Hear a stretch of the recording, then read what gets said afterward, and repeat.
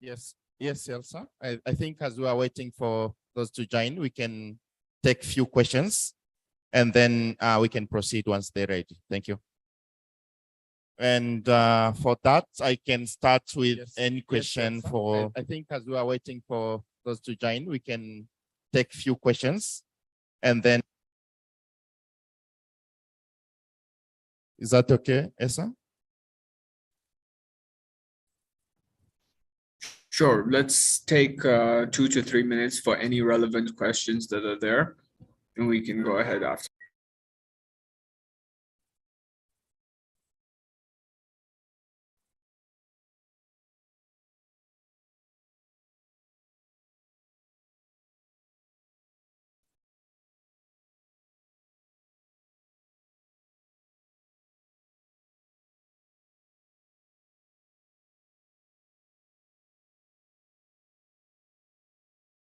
Dr. Rukia, welcome. Okay, thank you, members. Thank you, the last presenter. As I have seen your questionnaire, which is being used to diagnose the disease, is almost very simple. It rely more from the patient. So how can we exactly be sure that the answers which are being provided by the patient will finally give the right decision on whether the patient is having the disease or not? Thank you. All right, thank you very much. Can you hear me?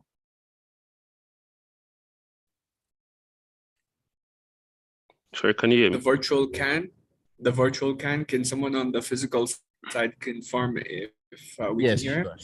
Sure, we can hear you. Thank you. Yeah, thanks for the question. So typically, the way dementia diagnosis is done is by using something that is called repetitive clock. So it's called a clock drawing or recalling words. That's typically how it's done. A clock drawing is you ask the patient to actually draw a clock, tell him the short time, so the hour and the minutes, and tell them to draw it. If they're able to draw it correctly, that means they probably do not have dementia. If they are not able to draw it, that means they probably have dementia. It's a very traditional way of doing it, but it still relies on the patient, because what you're trying to see is, does the patient have dementia or not? You cannot know if the patient have dementia or not without asking the patient. So it all boils down to the patient still. And based on our approach, there are actually two cognitive domains. There's a domain of the MMSE mini mental state exam, where the patient actually has to answer, where you ask the patient questions. And then there's the IQ code informant questionnaire, where the caregiver of the patient is the one that answers that mostly by observing the patient over time, probably 2 months period, 3 month period. So based on that, they can actually see whether the patient is getting better or not, and then fill in those questionnaires. So really, you still have to rely on the patient, because you're trying to judge whether the patient has dementia or not. Even in the traditional way of doing it right now, that's still how it's done.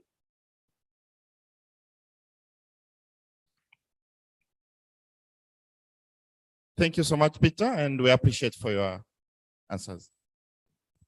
Yeah, thank you, Peter. I actually have a follow-up question on that.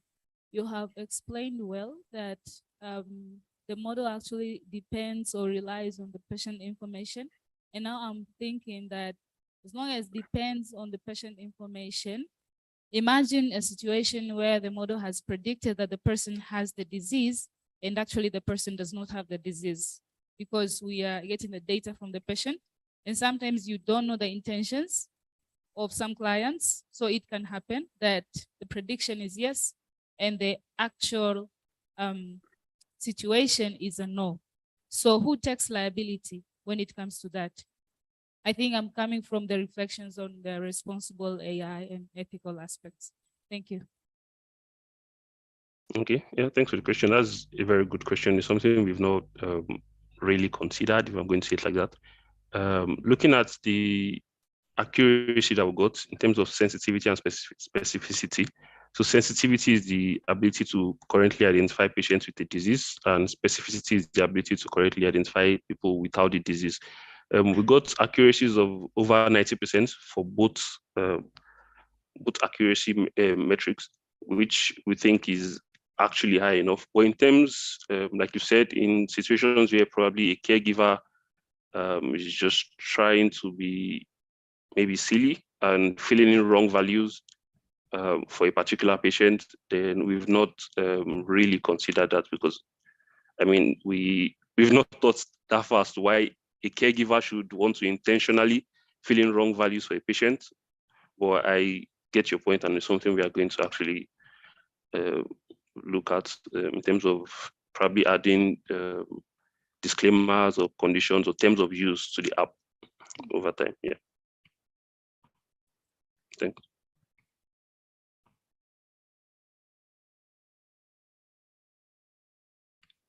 Thank you so much, Peter. And we also have other questions for Jumanne. One is asking, I think this is rated on AI governance that Jumanne was mentioning, is asking, are we going to create our own frameworks or adopt the already existing frameworks in the area of ethical AI in regarding to all emerging technology?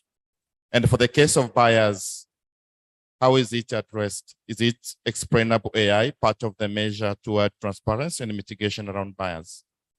Is someone else asking from remote? So I can respond on that. Thank you. Yeah, so I think I explained in my presentation, if we adapt the ecosystem approach, so basically most of you guys are already doing research and the government is waiting to be informed. So the best way is making sure most of what you're researching in is relevant to what is needed so that you can strategically advise. We have the Ministry of ICT, and I know they are currently working on the digital blueprint. Also, the ICT Commission, they were working on the National ICT Sandbox.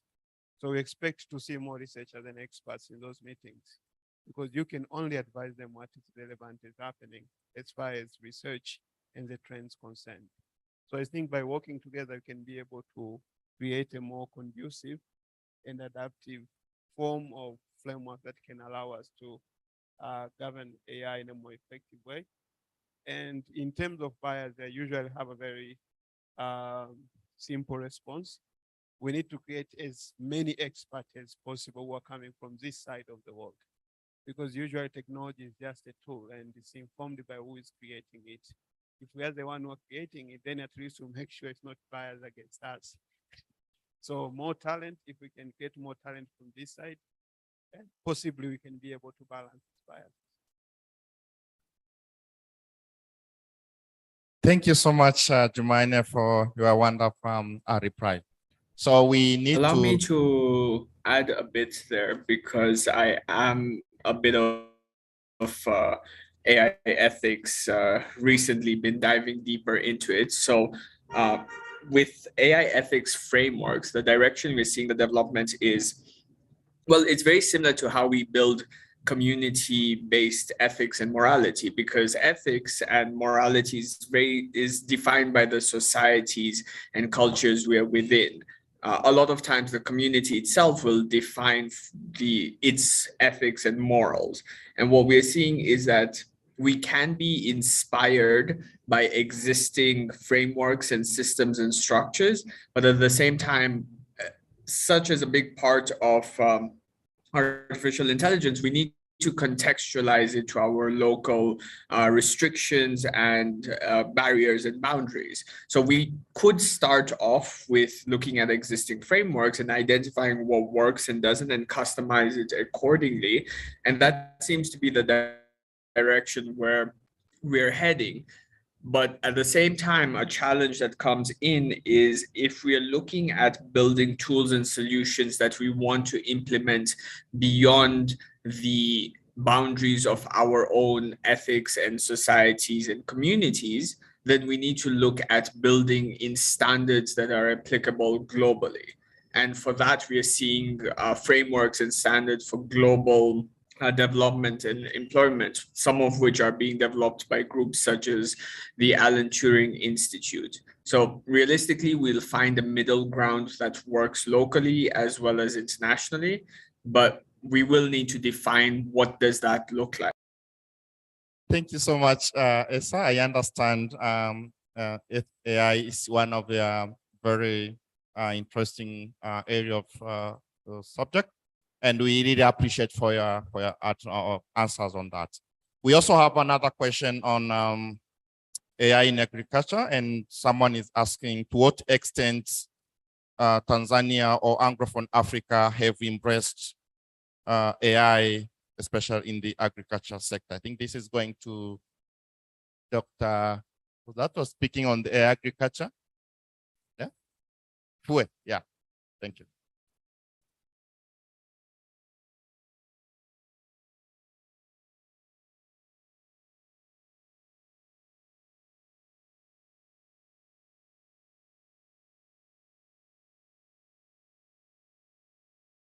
Okay, thank you for a good question. And according to five-year development plan, has just been mentioned by the Vice Chancellor of the University of Dodoma, it stipulates details on how we can use AI. So the government is already aware of AI, and there is another thing that they're talking about promoting youth. And I'm talking about, experience has shown, especially in developed world, like most of the emerging technology, they need to be driven by youth, because you cannot introduce a new technology to corporate or to big companies, because usually they have their own line of their own line of business. So especially in emerging technology, in agriculture, for example, youth-driven startups are, I think, if they're most promoted, by the government, by the private sector, for example, like what Sarah Ventures they're doing, by, for example, venture studios that have been created around the country. I think if we support by that one, and the government give a room on showing like how those startups can go, we are going to embrace application of AI in agriculture very well. Otherwise, it's quite difficult to do, especially with the universities. The universities, we have been doing research and we have been moving from one research to another every year, and we leave behind everything that have been found from the other researchers. But when you have startups that can carry on about that, it's very good, and I think it can move. For example, Sokoine University of Agriculture, I started what we call SUA Steps, and the SUA Steps is students while at the university, they can start companies, and the university can give them like deals, or can give them tenders to do some of the stuff. For example, we're doing farming, and then maybe maybe the university wants to do some data analysis using AI. Then you can be given that work if you have a company at the university. And we really believe that those startups or spin-off from the university, they're going to be successful compared to corporate that are existing right now. Thank you very much.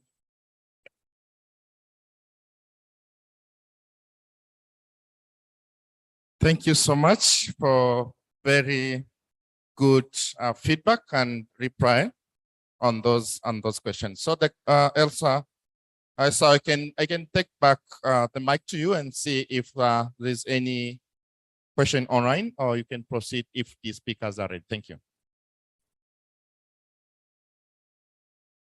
So as I think we have more other follow-up. Dr. Rukia, welcome. Okay, thank you, everyone.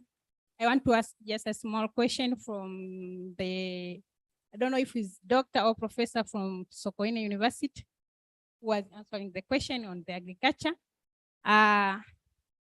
Thank you for the initiative which we have made so far on the use of the AI in agriculture.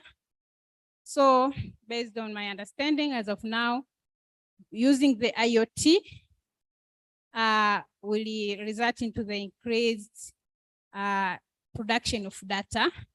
So, and in agriculture, we're expecting those sensors and all the gadgets will be installed maybe far away from the normal maybe buildings. So I want to ask how are you going to store the data which is being generated, and how are you going to process, and which computing device are you going to use to install those models which are being used to maybe to detect the diseases and do everything in agriculture sector. Thank you.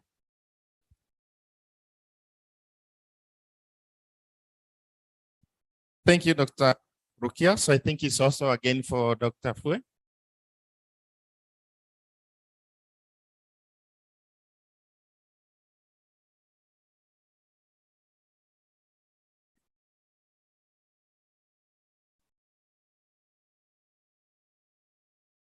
Okay. Thank you very much for your question.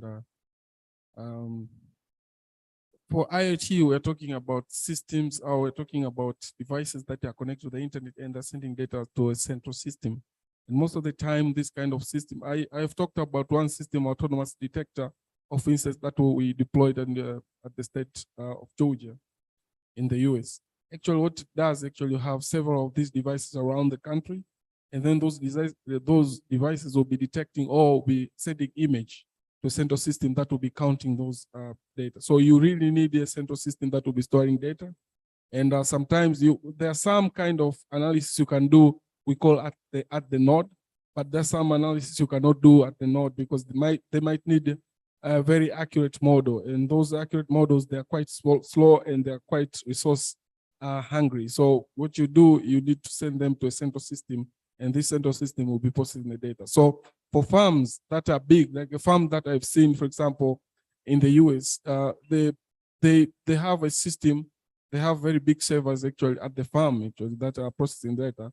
And when you look at that, those technologies that they have deployed, when you and think about Africa, it's quite difficult to adopt such kind of technologies. So for us, I'm thinking about having maybe a sharing portals, like what they do with weather stations. Like weather station, actually, there are some, or UN, for example, organization, for example, international organization, and there's some government organization that allow you to send certain kind of data, and you get like interpretation. For weather data, actually, when you send those data, they can improve prediction at your farm level. So for IoT, it can be profitable if it goes like that way. But if you expect, for example, farmers to buy those servers to process the data, I don't think it will be fair for the farmers. I don't think we will just deploy for very few. Maybe Tanzania is like maybe 5% of large-scale farmers. Thank you. Thank you. Good. Maybe we should also understand that the AI4D RAP is working on 4 focus areas. One is healthcare with the coordinator D1 Salm.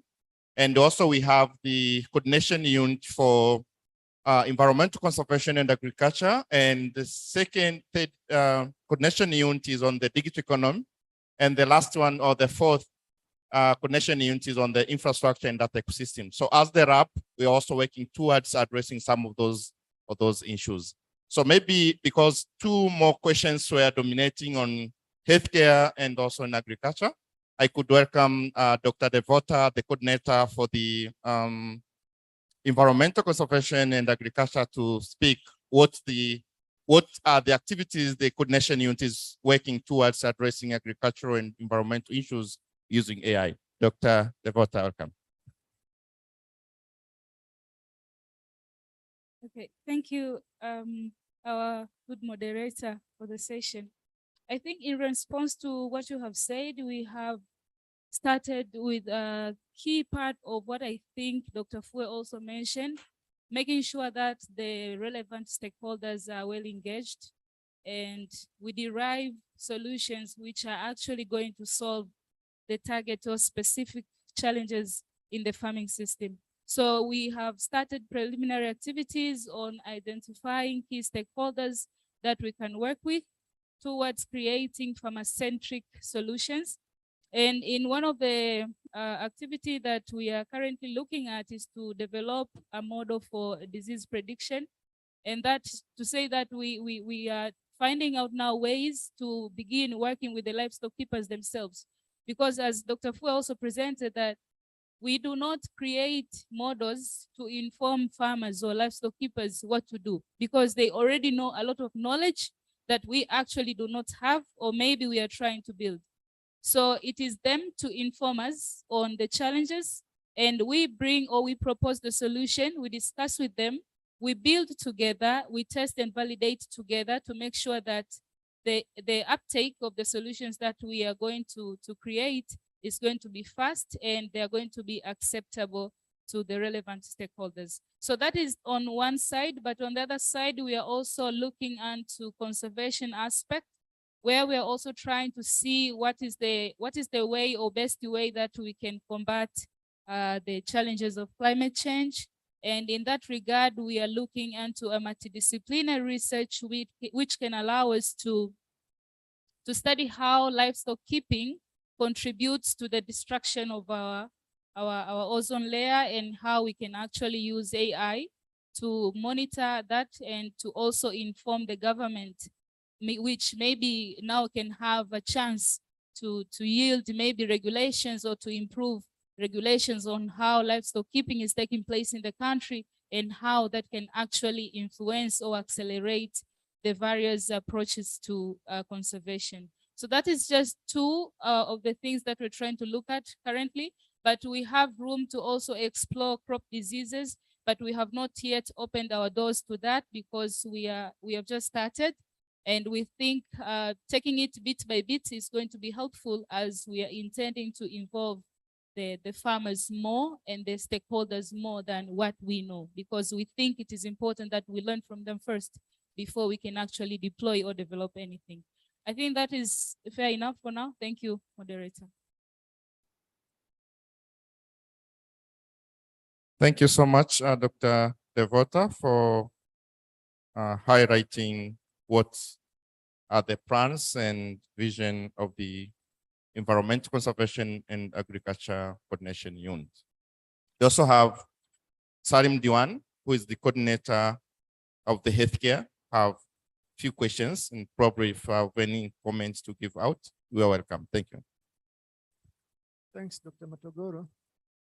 I have a question to the last presenter, I think Dr. Peter. I just want to know, why did you use the data set from the Indian instead of Africa? There's any particular reason that you use your data set for India and not for Africa? And also I want to know, did you test your system to other environments rather than India? Thank you. Esa, back to you. Thank you. Yeah, hello, can you hear me?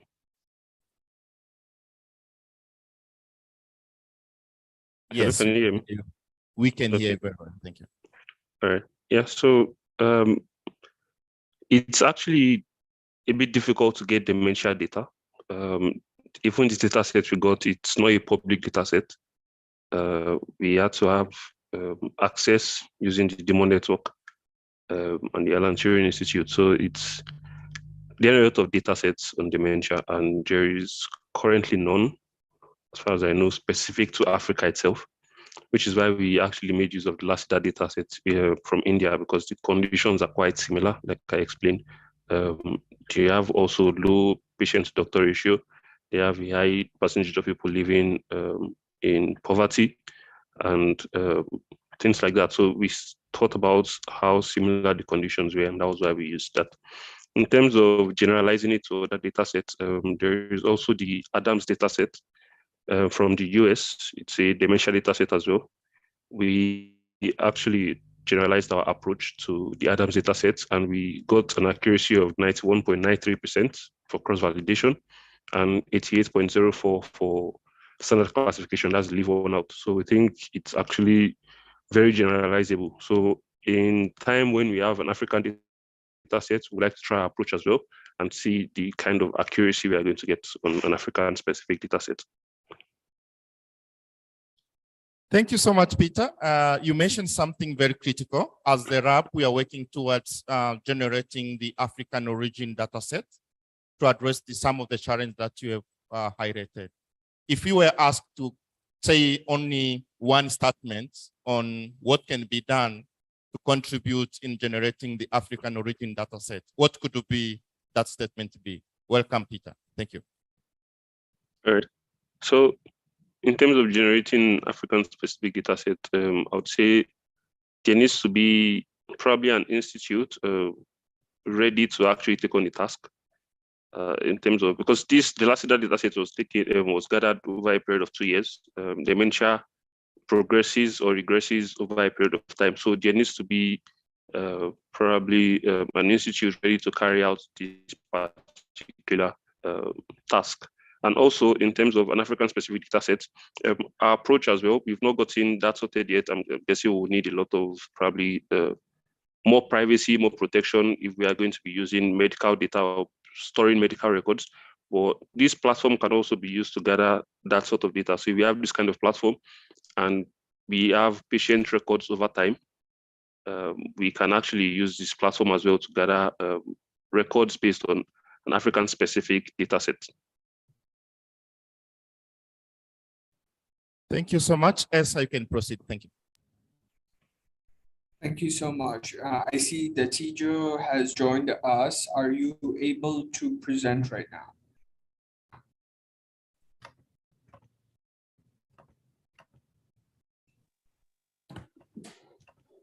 Hello, can you hear me? Yes, we can. Are you able to share your screen? Yes, yeah, let me try this.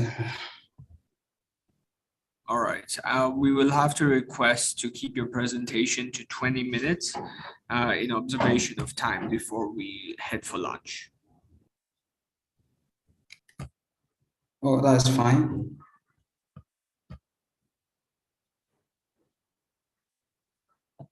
Hello, can you see my screen? Yes, we can see your screen. Yes, we can. Oh, okay. Just give me a second.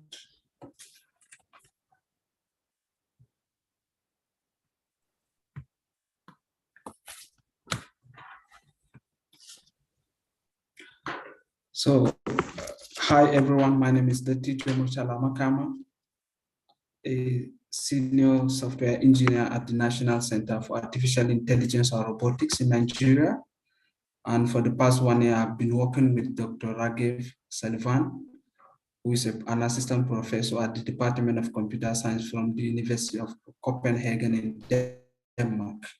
So we've been looking at self-supervised learning for automated long noodle segmentation. So lung cancer is is the second most common cancer and the deadliest, according to the World Health Organization. And with 2/3 of the world lacking access to radiologists, and especially this points to our continent of Africa. So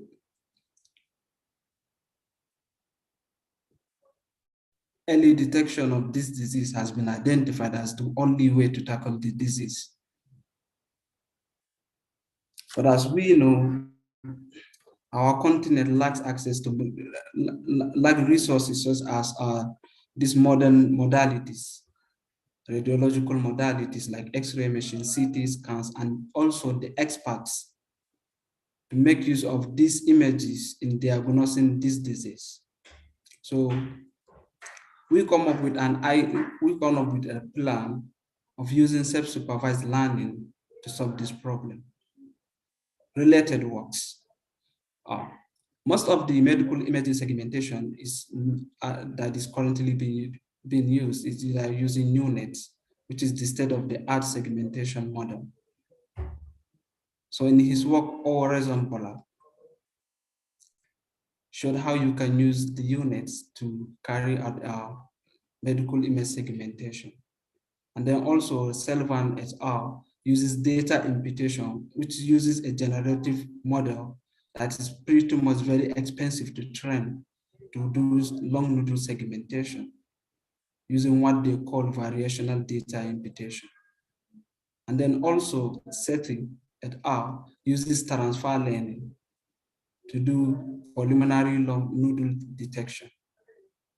And all this approach have been identified to either make use a lot of training data, costing lots of computational power. So this formed the basis of our own research using self-supervised learning. The data we used for this project is gotten from the largest publicly available data set from the from the long image database consortium image. These data sets are CT scans that are annotated by 4 expert radiologists. So the self-supervised learning approach uses this kind of methodology. You use an on-label data set at the beginning of the training, and then the process takes usually a lesser time to train as compared to transfer learning, because most of the time transfer learning methodology that we use in computer vision tasks, they are models that are trained on the ImageNet data sets. So the knowledge that the model learned is going to be transferred to a very small number of labeled data sets for the downstream tasks, as you can see in this diagram. And this is the result that we've gotten.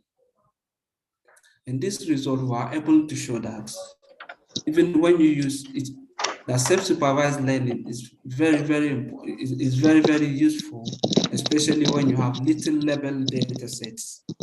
I'm hearing, excuse me, I'm hearing some noise from the background. I don't know if it's coming from your end.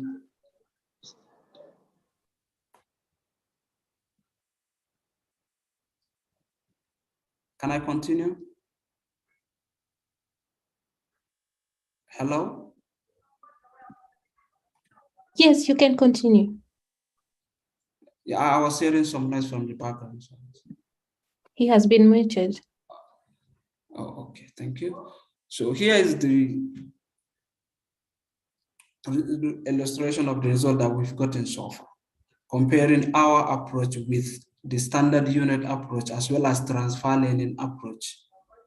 And you can see, even when the data set is small, that is when we have like 3,000 data sets, labeled data sets, our approach performed pretty much better than the other approaches. And even when the data set is fully labeled, as you can see, our approach is equally impressive. And this is continuation of the results. As you can see here, we have the segmented results, the original 2D CT images, as well as the ground truth. So the conclusion is that we know that training deep learning models requires a lot of labeled training data sets.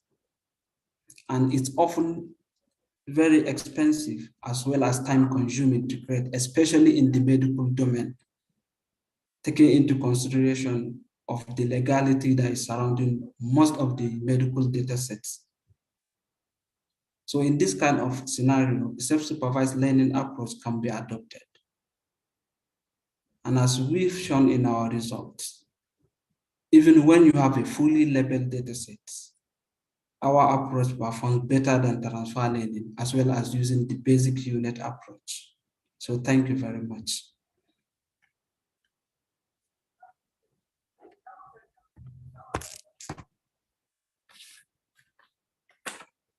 So thank you, that's the end of my presentation. I'm open to answering questions that's thank you. Thank you so much, Muto, and I welcome the participants to ask any question if they have. We only have very few minutes to take a break for lunch. Yeah, that's why I had to 5 minutes for questions. as quick as I can. What? Can you hear me? Yeah, I can hear you. All right. Yeah, so can I go ahead? I've seen one guy, he has posted a question, which is a very interesting question that can the presenter explain further what is self-supervised learning? And I think I didn't take my time to explain it. Yeah, so self-supervised learning is pretty much kind of like a transfer learning, but you know, in the transfer learning, we are using the supervised learning approach, right? So we have a data set that is fully labeled, and then we train a model, and then we take all the weights that are learned from that model and then transfer it on a downstream task. Let's say classification, it could be segmentation, right? But in self-supervised learning, the key difference here is that when we are doing the pre-training, we are not using a labeled data set. The data set is not labeled by any expert. The algorithm learn on its own what are the necessary representation or visual representation in the case of computer vision to understand, okay, what are the pattern, what are the most important feature in the data sets. So in kind of like an unsupervised approach. So that is the key difference. Thank you.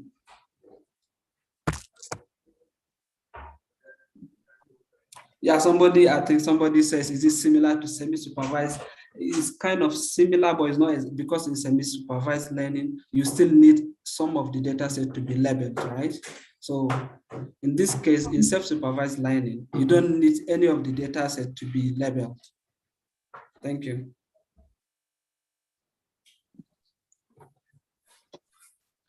Thank you so much, Mutala. Dr. Thank you very Matagoro, if much. you have any question from on-site? Okay, Dr. Rukia, I have a question. Thank you. Okay. Okay, thank you, presenter, for a nice presentation. I'm also interested to understand how the self-supervised learning differ from the normal reinforcement learning. Thank you.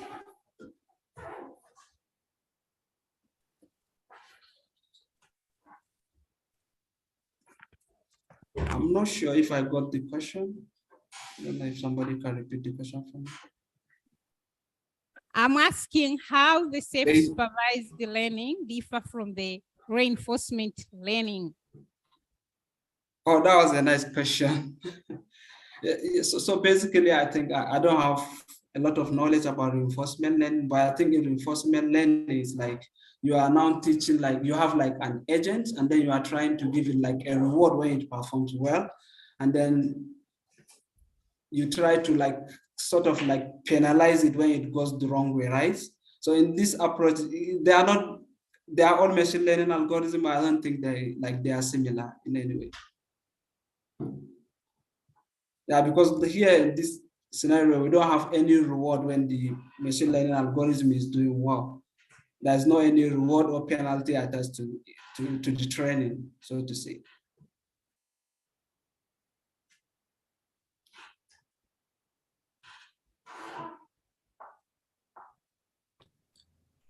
Well, thank you, Mutala. Thank you so much. Oh, Esa, you're here. Go ahead. Yeah, sure.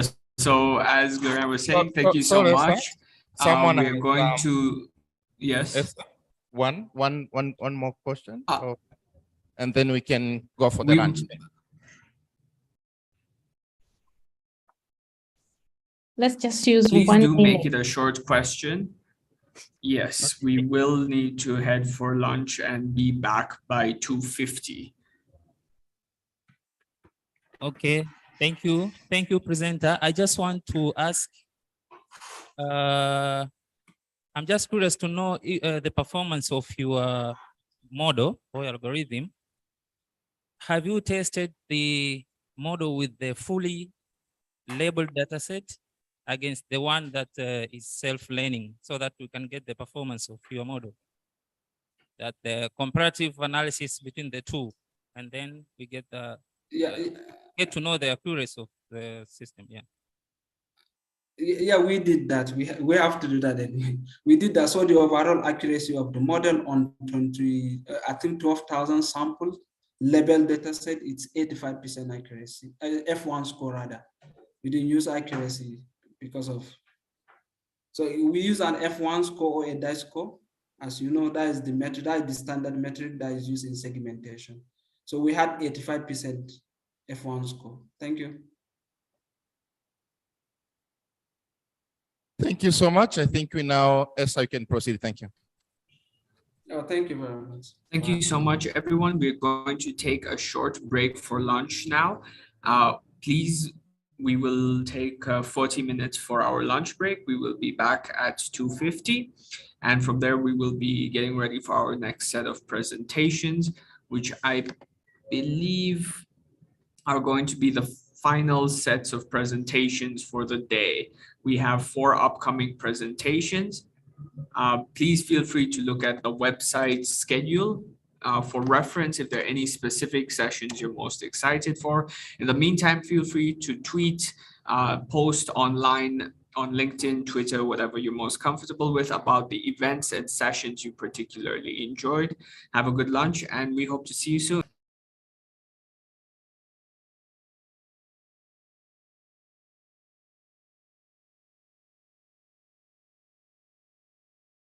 So we can now go for the lunch. Although we have AI4D community and workshop WhatsApp group. Probably we are trying to see how to share the link so that everyone can join that group. Thank you.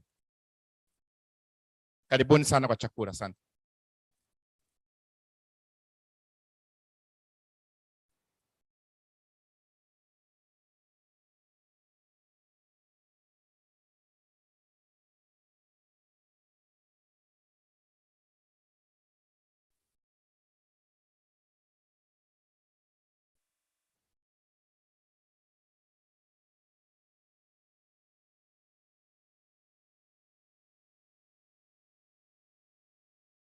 Kuna karatasi kwa wale wameandika jina, program, email, WhatsApp number. Nataka majina haya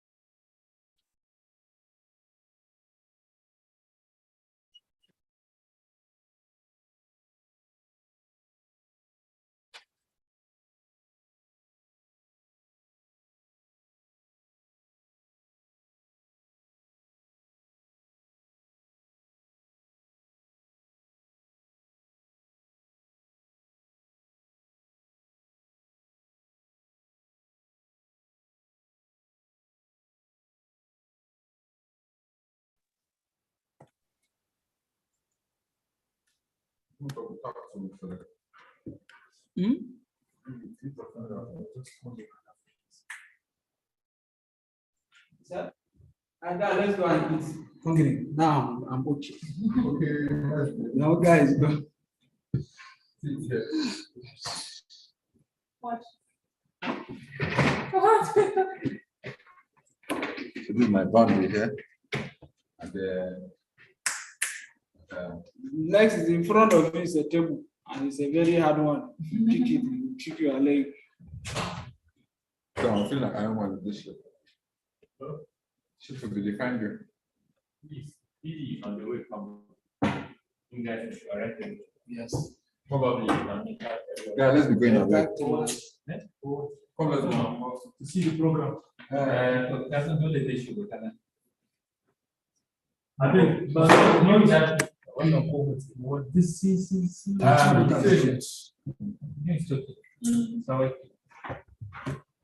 this is the page.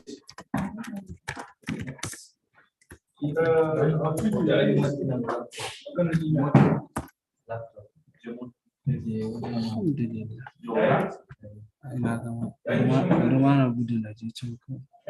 Why don't they keep it? You had okay, that's something. That's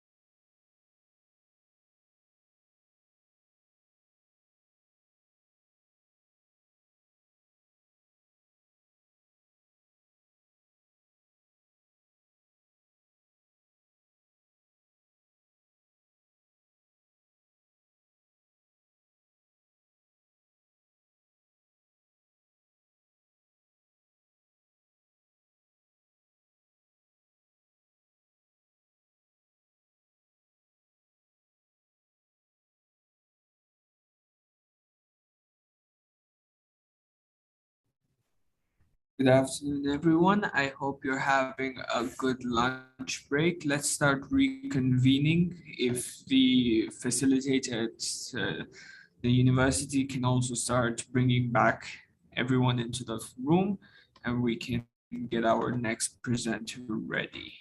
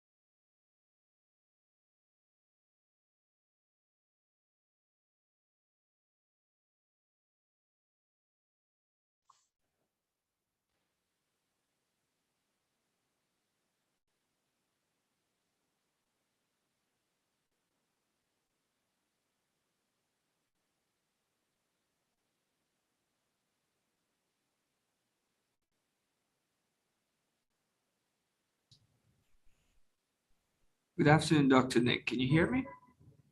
Yeah. Great. We'll be getting started in a few. We're just waiting for all the participants in the physical venue to get back, and we'll be starting. Okay, so can I just ask a question? Yes, please feel free. So I was also sent a Google Meet link as well. Everything's happening on Zoom, correct? Yes, it's happening on Zoom. I think with the calendar invites, Google automatically adds their Meet link. Yeah, okay, that makes sense.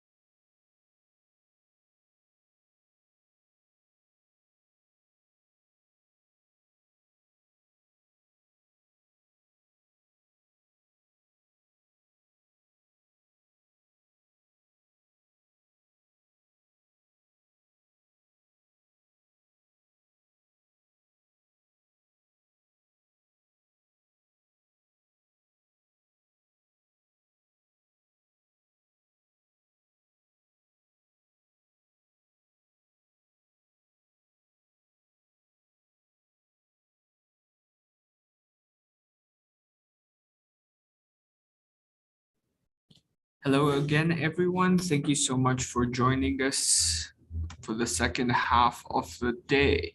If you have any friends or colleagues who stepped out, please do buzz them, send them a message to join us again as we get started. I'd like to invite Dr. Nick to test out, see if he's able to share his screen, and we'll get started in the next minute.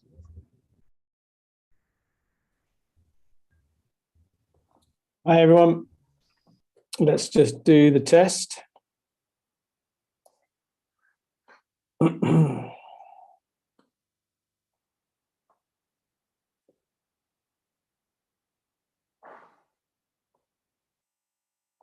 are we looking?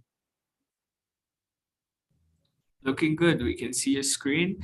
And thank you for using part of the poster as the virtual background. It's a nice touch. It's all part of the service.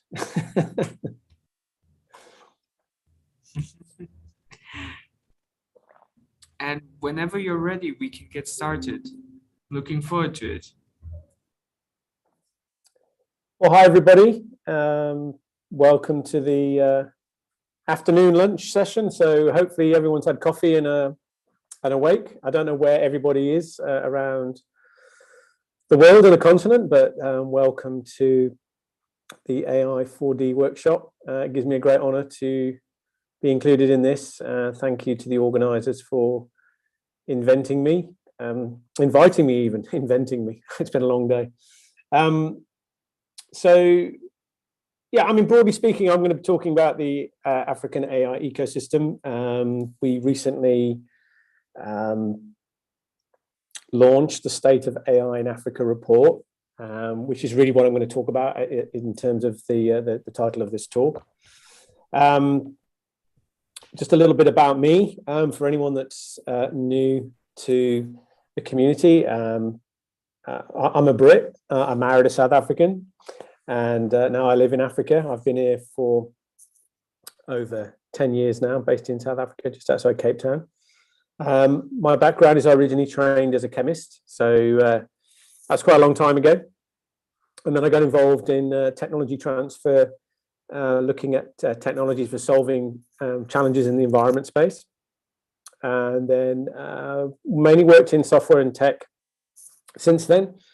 I built a Microsoft consulting practice here in South Africa. And then after that, got involved in the AI ecosystem here in South Africa. And really what I identified from getting involved in that was that at the time, the community was very academic and research orientated, and it was a very healthy one as well. It was a lot of activity going on, not only in South Africa, but across the continent. But from a business perspective, there really wasn't any what I would call B2B or business to government conversations happening around what you can do with these technologies today. So we created a company called AI Media in early 2018. And we're focused on building the business to business and business to government AI ecosystem. And also incorporated into that is AI for Good, looking at how AI can benefit society and the citizen. So we're basically interested in business, society, the citizen, and things at a national and continental level. If anybody wants to connect with me on LinkedIn, please do. I use LinkedIn on a daily basis, and if you do connect with me, I can add you into our LinkedIn group on the platform. So we don't just run AI Expo Africa. Many people know me through that. We actually provide industry insights and consulting. We work with companies and governments to help them understand the 4IR as it unfolds in the African continent. We publish Africa's only AI-focused trade magazine called Synapse, which is free to read, free to contribute to. And we spend a lot of time building the community, sharing knowledge and insights and opportunities through our various platforms. Day to day, we want to connect you to opportunity, share knowledge, showcase the best of African innovation, provide education opportunities. We want to support the advancement of AI and related technologies on the continent. And at the end of the day, we want people to create value from this. So whether you meet a new customer or you get a job or you can get investment for your startup, that's what we're interested in doing. For those that haven't been to our flagship event, every September we hold AI Expo Africa. It's happening in Johannesburg this September. Anybody that joins this event today, we'll send you a free ticket to come to the event. We can't pay for your travel and hotel, but if you are able to make it to Johannesburg, you've got a free ticket on us to join us. But essentially, it's a business-orientated event, real-world focus. We do integrate with universities, investors. We've got some interesting exhibits as well. So do join us if you can. As I mentioned, the magazine, it's on the Issue platform, and you can go and look at our 16 previous editions. We're working on the 17th edition right now. And then finally, for those that haven't been involved with us before, we do run a streaming channel on YouTube called AI TV. If you find us, please subscribe and look out for the interviews and content that we share through that. And if you've got a moment to take a screen grab, this is the key links for our event, the LinkedIn group, the magazine, AI TV, State of AI in Africa report, and our various social channels.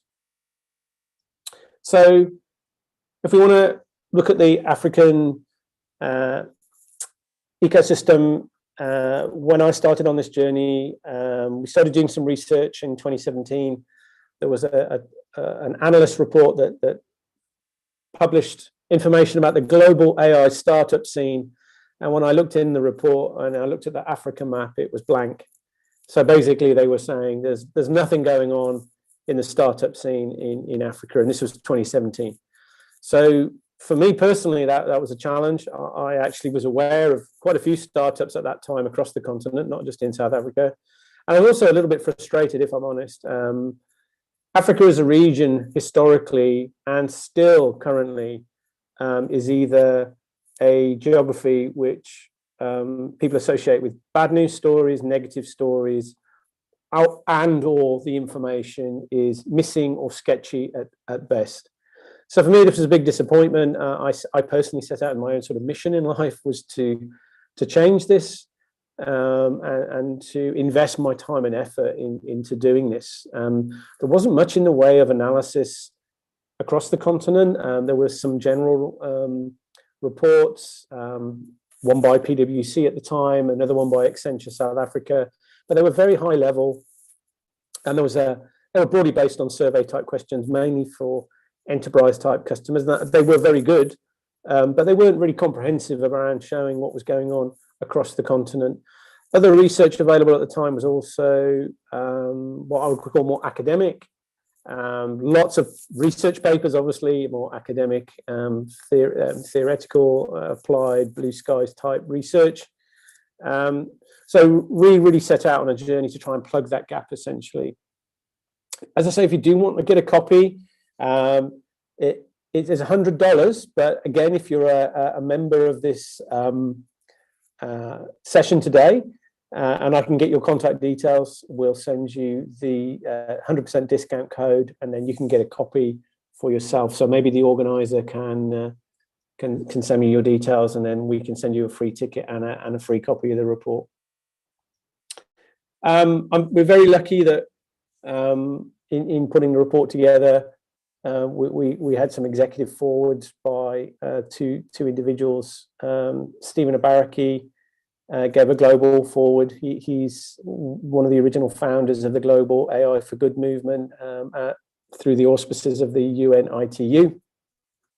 And maybe some of you guys know John Kamara, doing some great work in Kenya with his own company, looking at creating digital health record for a universal digital health record. And he's also involved with the AI Center for Excellence.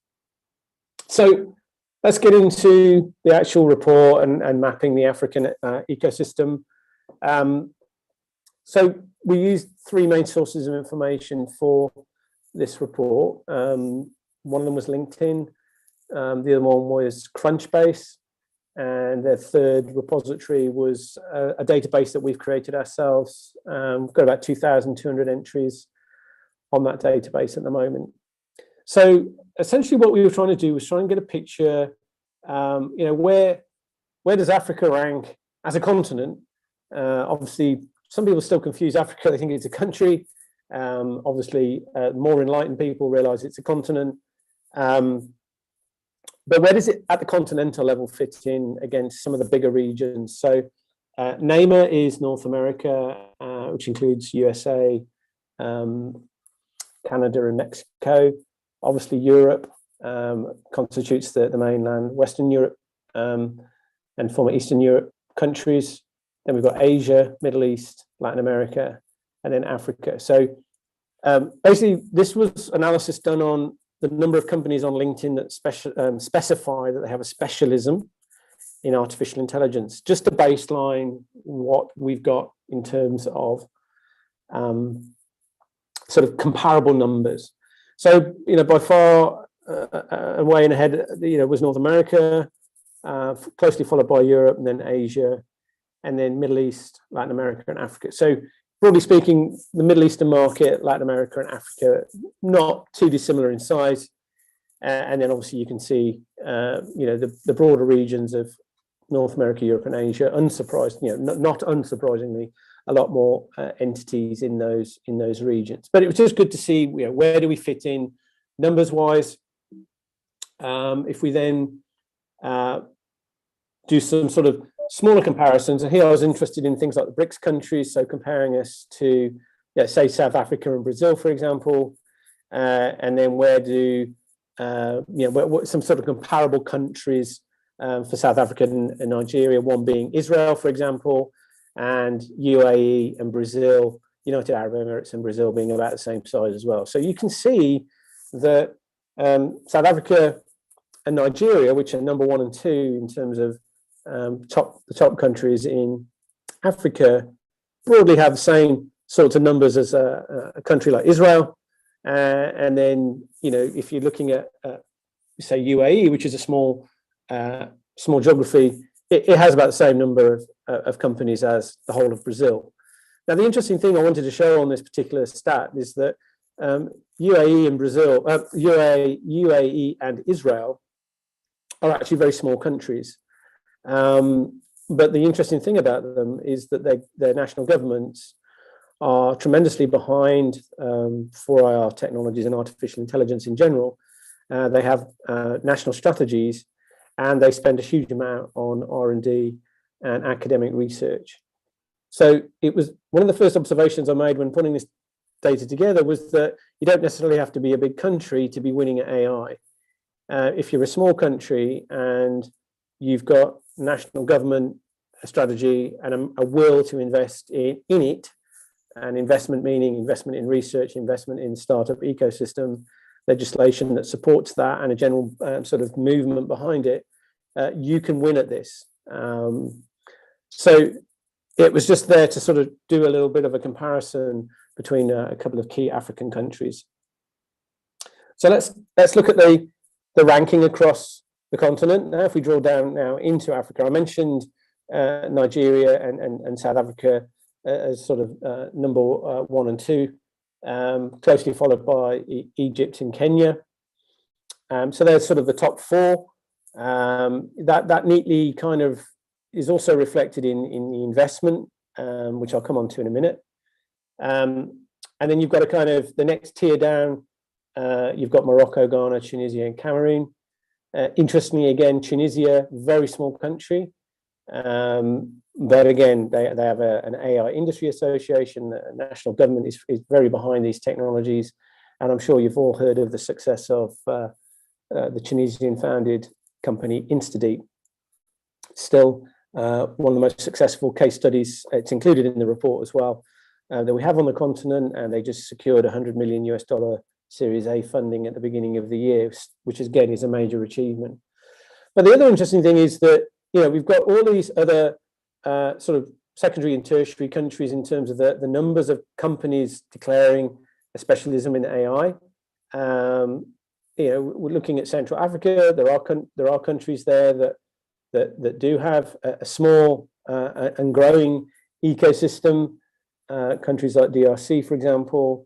But the key ones being sort of north, we've got Egypt, west Nigeria, south South Africa, and then east is obviously Kenya. So, sorry, just turn my phone off there. So now let's break that down a little bit about some of the key things which are happening in these regions.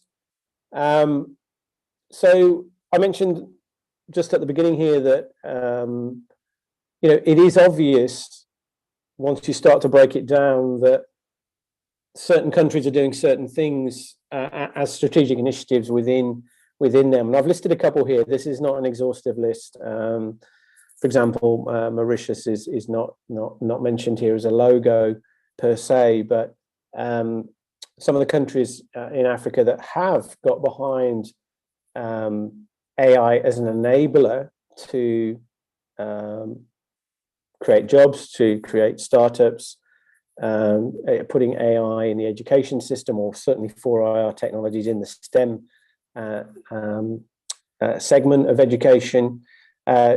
If we look at Egypt, they've got the Ministry of Communications and Information Technology have made AI a priority within that strategy. In Nigeria, you've got the National Centre for Artificial Intelligence and Robotics. In Tunisia, you've got ATIA, it's the Tunisian Artificial Intelligence Industry Association. You've got the AI Centre of Excellence in Kenya. And those are just a couple of examples where there has been some national level community development and support. One of the most outstanding ones, which we also include in the report as a case study, is Data Science Nigeria, now rebranded as a Data Science Network as it's expanded beyond Nigeria, founded originally by Bayo Adekambi. They've done some amazing work as a not-for-profit. So this is not a government initiative, but it's pan-Nigerian, a completely integrated education system for people that are both connected through the internet and people who are not connected to the internet. So a range of learning materials which people can access, whether you're online or offline, and then an annual gathering and a series of seminars and conferences that they run every year. It is probably the most outstanding example of grassroots community development, education, and promotion of machine learning and data science as an enabler to help young people and companies and the economy seize this massive opportunity. And their vision is to train, I think it was 1 million people in 10 years. I think that ambition has now advanced beyond that. Another couple of articles worth looking at a more sort of fundamental policy perspective. You've got the Artificial Intelligence for Africa Blueprint, which was created by the Smart Africa Association. It's essentially a framework that a government or at the national level, you can use the framework for developing a national strategy. It's definitely worth having a look at. And then finally, the African Union Development Agency is actually currently working on a pan-African AI strategy. So at the sort of continental level, you've got work being done by the African Union. The head of that program is actually based in South Africa, just outside Johannesburg. So again, these resources are available in the report, and there's a link provided to them. And as I mentioned, we did a little bit of analysis on notable communities. It's not exhaustive, but these were some of the ones we felt that are worth including. There's a couple outside of the continent as well, the OECD AI Observatory, which is looking at a global perspective on what's going on at the country level around the world with policy. You've got Oxford Insights in the UK, which do a very good analysis of national policy and ethical use of AI. And then you've got the ITU AI for Good movement, which is headquartered in Geneva in Switzerland.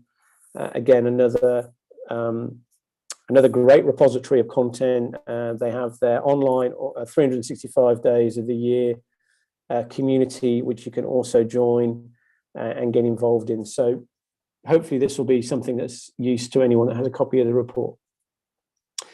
The final kind of half of the report looks at company type, industry segment, and a few other statistics, which I'll wrap up on. I think we've only got 30 minutes for this particular presentation, but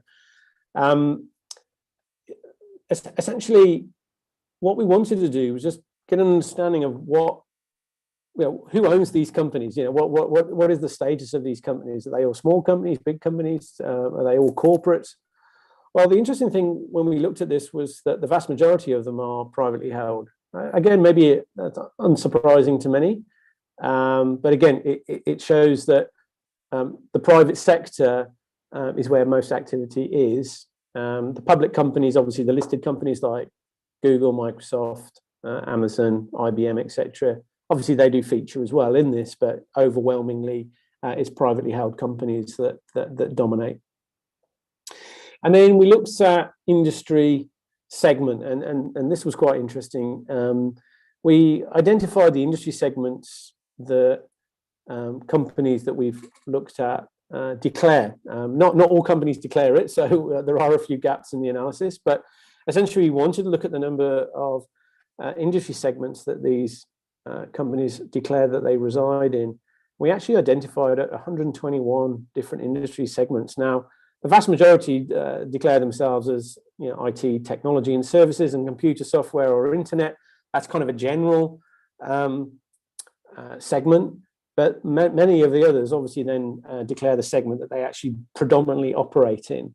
And it was interesting to see this trend. But the key message that came across was, AI and these technologies are not constrained to just like 3 or 4 key markets or key segments. It is truly cross-cutting. And obviously within those segments, the number of companies is growing all the time. The other thing we wanted to look at was the number of staff.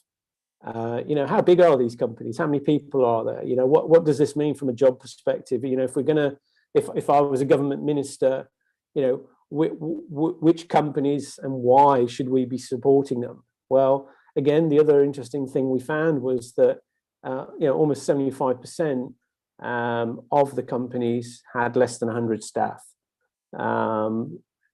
Most of them are actually less than 10 staff. So this is quite common in tech companies. You don't need a lot of people to start one. You can start a tech company with a laptop in a bedroom or a garage or a house or a flat or a library, depending on where you can get connectivity. But the cost of setting up a company has never been cheaper. So small companies, privately held, with small numbers of people, are the main segment that dominates in our analysis, certainly less than 100 people. And then we looked at some analysis on the year founded. We went all the way back to when I was born. Many people on this call probably might not even been born then, but we went back to the beginning of 1970, and we broke it into 5-year blocks just to see the number of companies within our data set and the year that they declared that they were founded. Again, not all companies declare that, but we saw essentially exponential growth, particularly from 2012 to 2021. Again, not unsurprisingly, there has been the revolution of cloud computing. The fourth industrial revolution has really kind of been in most people's consciousness since around 2015. But essentially this last 2 years has seen this huge explosion. These last 2 5-year periods have seen this huge explosion in the number of companies founded and operational. And an exponential curve is normally good when you're looking at economic growth.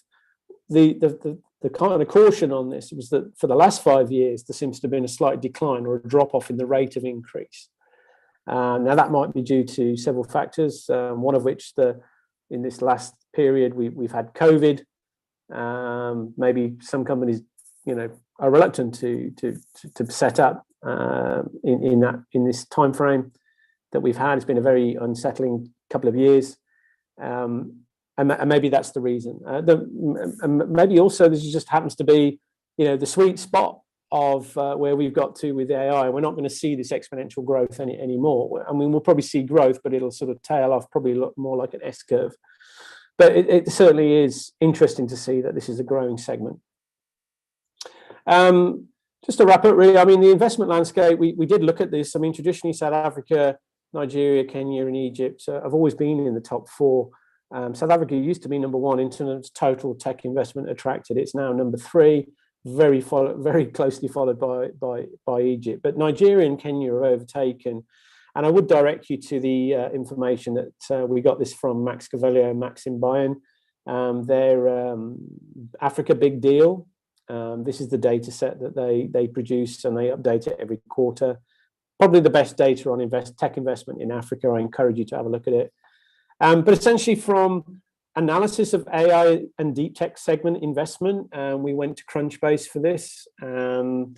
We found that $500 million has gone into this segment, which is, it is interesting to note that this is a small but growing segment.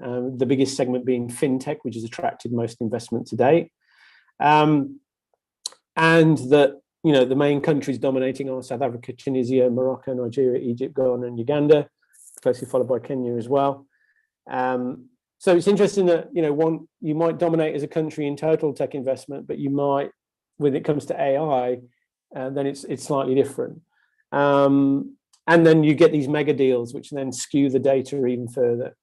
So not unsurprisingly, most of the deals, the frequency of deals are seed or pre-seed, but a big chunk is non-equity assistance and grants. So, if you are a wannabe entrepreneur, there are bodies out there providing that kind of funding where you don't have to give away any equity. You can get assistance, which isn't going to cost you anything in terms of equity. So do go and have a look at it. We identified 226 investments and 141 different funding entities have created those deals. It's not dominated by just 1 or 2 key investors. There's a large number of investors out there. I mentioned InstaDeep. Karim and the team have been going since 2014. Again, just proving there are no overnight successes. You have to work hard. And they just secured their $100 million round, $100 million US round at the beginning of this year. But the rate of increase in funding in this sector is halving each year for the last 4 years. So there is this new wave of tech companies coming. We call them Soonicorns rather than unicorns. So maybe there's a new word there for everyone. But as you can see, InstaDeep's in there. I mean, the final couple of slides, and just to wrap up, we did a little bit of analysis on, the key countries in Africa and outside of Africa, and the key cities inside Africa and outside Africa where we saw the greatest kind of activity, interest in our community. I'm a bit pushed for time, but we could go into this in more detail another time offline. But there is a certain degree of overlay with, again, the most active countries in this space are the most active countries in terms of international trade. And then if we break it down just selfishly from South Africa, Johannesburg has the greatest concentration, followed by Cape Town and then Pretoria, who broadly are all accounting for almost sort of 90% of the companies in our particular region. So to summarize, we looked at over 2,400 companies. 4 countries account for 66%. This sector has attracted $500 million in US dollar terms of investment. Most companies are small, privately held, and have less than 100 staff. Most were funded in the last 5 years, and it has been an exponential growth period for the last at least 10 to 15 years. And there are a significant range of industries impacted by this. So, I hope you've found that useful. I think there is a recording of this talk, which we'll also put up online. I don't know whether there's any opportunity for questions, but do let me know if you would like any answered. Thank you very much.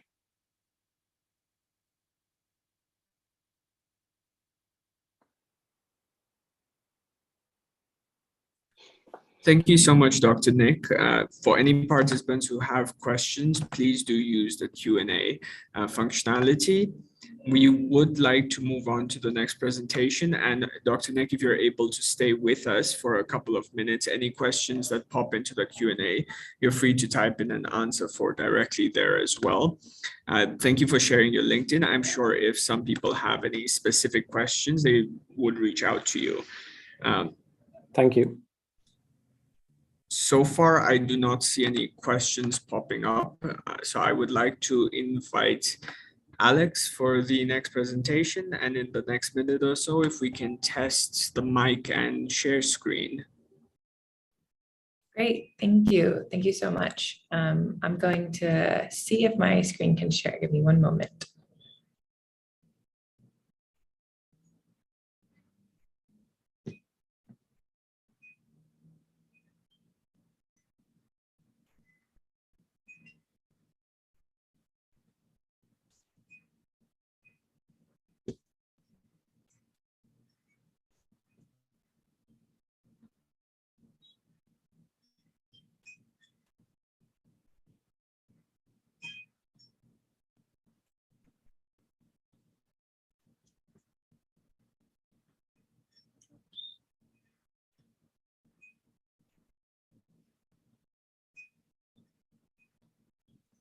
Oops. Apologies for that.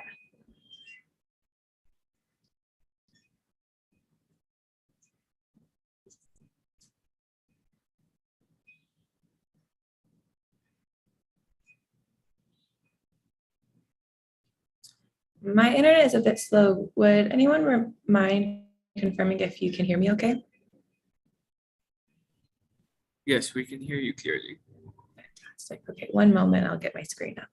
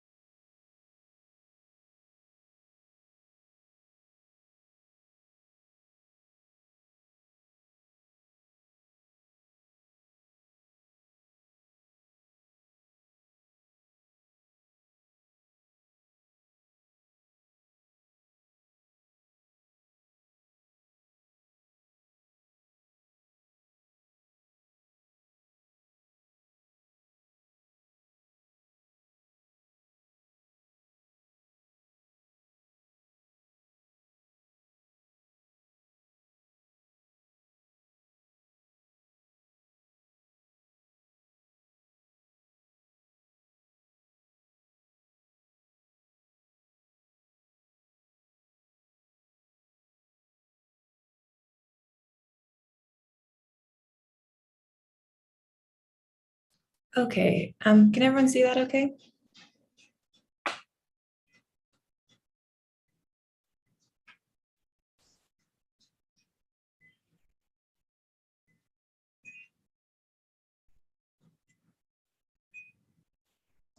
Yes, I believe we can.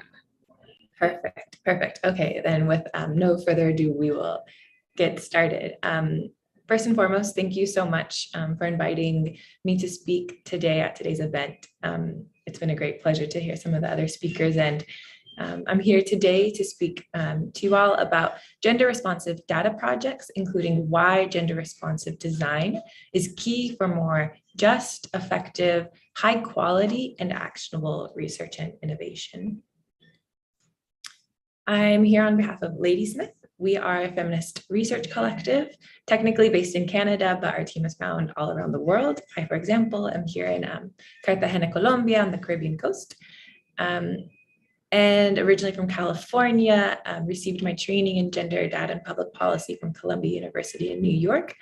I'm also speaking a bit on behalf of my experience as the Director of Digital Operations for Cosas de Mujeres, a gender data project we have here in Colombia that collects data to inform gender-based violence policy programming and services. And as a gender gender policy specialist with Ladysmith. We work with international organizations, governments, and civil society organizations to support the collection, analysis, and use of gender data in order to inform more just and caring policies, services, and programs. And very briefly, I want to comment on why we were invited today. We've had the great joy of working with the International Development Research Center, IDRC, and our colleagues at Gender at Work over the past few years in various research and innovation initiatives, including AI for COVID and the AI4D programs. As part of the gender support team with the AI4D program, I've been really fortunate to work with the Tanzania AI4D lab, and want to thank once again Gloria and Ali for inviting me to speak today on and learn more about the great work that's going on in the region. So why gender responsive data projects? The COVID-19 pandemic has highlighted the importance of gender responsive data collection for equitable and just response and recovery. On the one hand, the pandemic has made traditional methods of data collection more challenging, or at times impossible during lockdowns in particular, resulting in the growth of many new remote and digital methods that present new risks to women and marginalized communities and may fail to capture their life experiences. On the other hand, the pandemic has, similar to other crises, catalyzed experimental data initiatives to support a more evidence-driven approach to pandemic response. Today, we know the crisis has exacerbated gender inequalities. Women and men have not fared equally in this pandemic at all. In response, there have been many ambitious calls worldwide for more and better data to better understand these differences and help states and governments build back better. Some have termed this the gender revolution, gender data revolution, or the further catalyzation of this revolution. However, we need to ask more and better data for what? So today I want to talk about the importance of how we collect data and whose experience this data captures. Because indeed, if this data revolution is to help advance gender equality, then the ways in which we collect it and use it must also be gender just. So on the one hand, data in its many forms can enable visibility, but for particular social problems and dynamics as well as populations.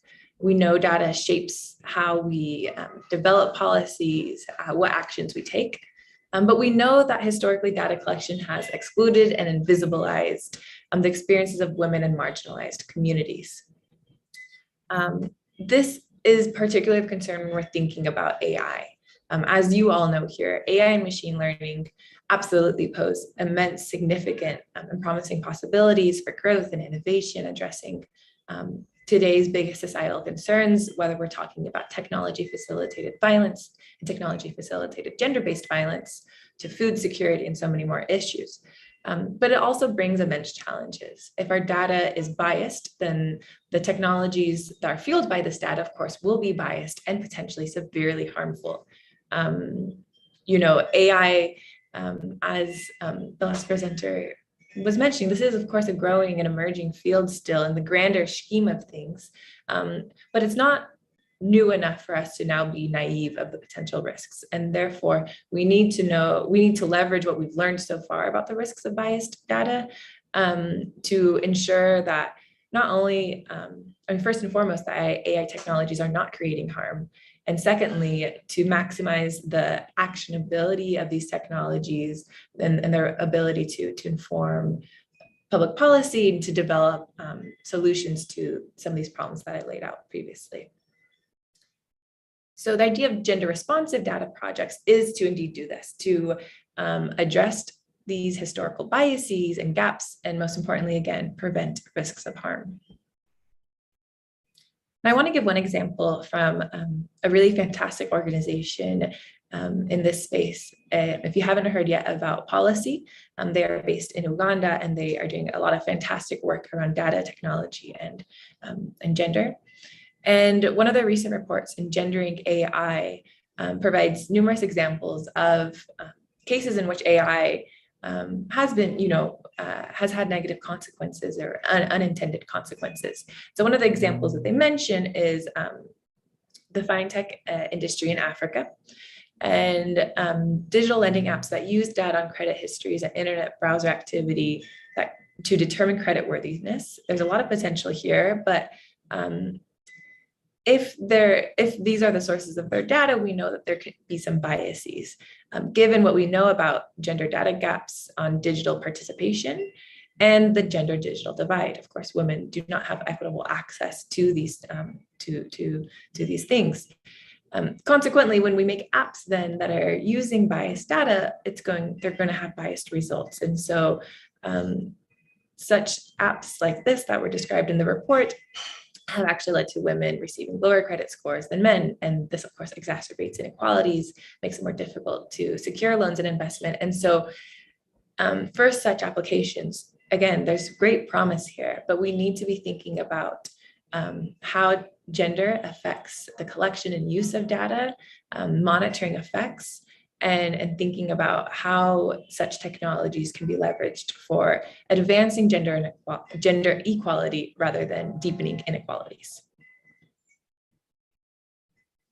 So I've sought to give a bit of a landscape of why this matters. Now I'd like to go into some more detail so then what are gender responsive data projects? And I mentioned this earlier, but want to just reiterate that a lot of Ladysmith's work in this space is based on our own programming with Cosas de Mujeres. To give a bit more of a background on the project, Cosas de Mujeres leveraged WhatsApp to share information with Colombian and Venezuelan women about the services that they could use to prevent and respond to gender-based violence. So we're talking about access to lawyers, to psychosocial support services, if they need to find an emergency shelter. And at the same time, we used this communication to collect data on women's experiences in a safe and dignified way, and then translated those findings into policy papers and advocacy. And so much of our experience on that has informed our perception of an understanding of gender responsive data projects. What do we need to keep in mind to do this work? So first and foremost, gender responsive data projects are rights-based. They prioritize the protection of human rights, and this absolutely has to include participants' data rights and the rights of those impacted by research. So broader communities as well. They also leverage feminist research methods. And so feminist research methods focus on reflectivity, so reflecting on our methods, reflecting on our biases, and looking at the overlapping contextual dimensions of inequality. So that should be one of the primary goals, is to not just collect disaggregated data, but to investigate and expose and respond to these overlapping contextual dimensions of inequality. And lastly, most importantly for this conversation, they're actionable. So gender responsive data projects do not just collect data for the sake of collecting data. They're not driven only by academic agendas, right? But for the goal of more inclusive, transformative, and just policy service and program development. So the idea is that we're collecting data and not just letting publications lay on the shelves, but we're actually going to really leverage those to, whether we're talking about papers or technologies, to inform actions that are going to advance gender equality and justice more broadly. I also wanted to include this picture, that says mujer. Mujer in Spanish means woman. And I thought it was important to bring this up here because often people misinterpret gender responsive data projects to mean, oh, we're including women. And that's it. It's, a checkbox, women are involved, women are on the team, we're done. And it's not just about women. We know that women have disproportionately been impacted by gender inequalities. Thus, women and girls are often centered to the conversation, but we also are talking about leveraging an intersectional lens to look at overlapping forms of inequalities. So whether we're talking about ethnicity, class, disability status, migration status, it's not just, we can't just look at one of these groups. These different identities are all interrelated and have impacts, of course. So I also wanted to share just a few examples from the Global AI for COVID initiative that are really illustrating how to put some of these principles into action. a team in Argentina, the Centro Interdisciplinario de Estudios en Ciencia, Tecnología y Innovación, they're doing really fantastic work in leveraging electronic health records to support the early detection of health crises, and also advancing the de-binarization of these electronic health records.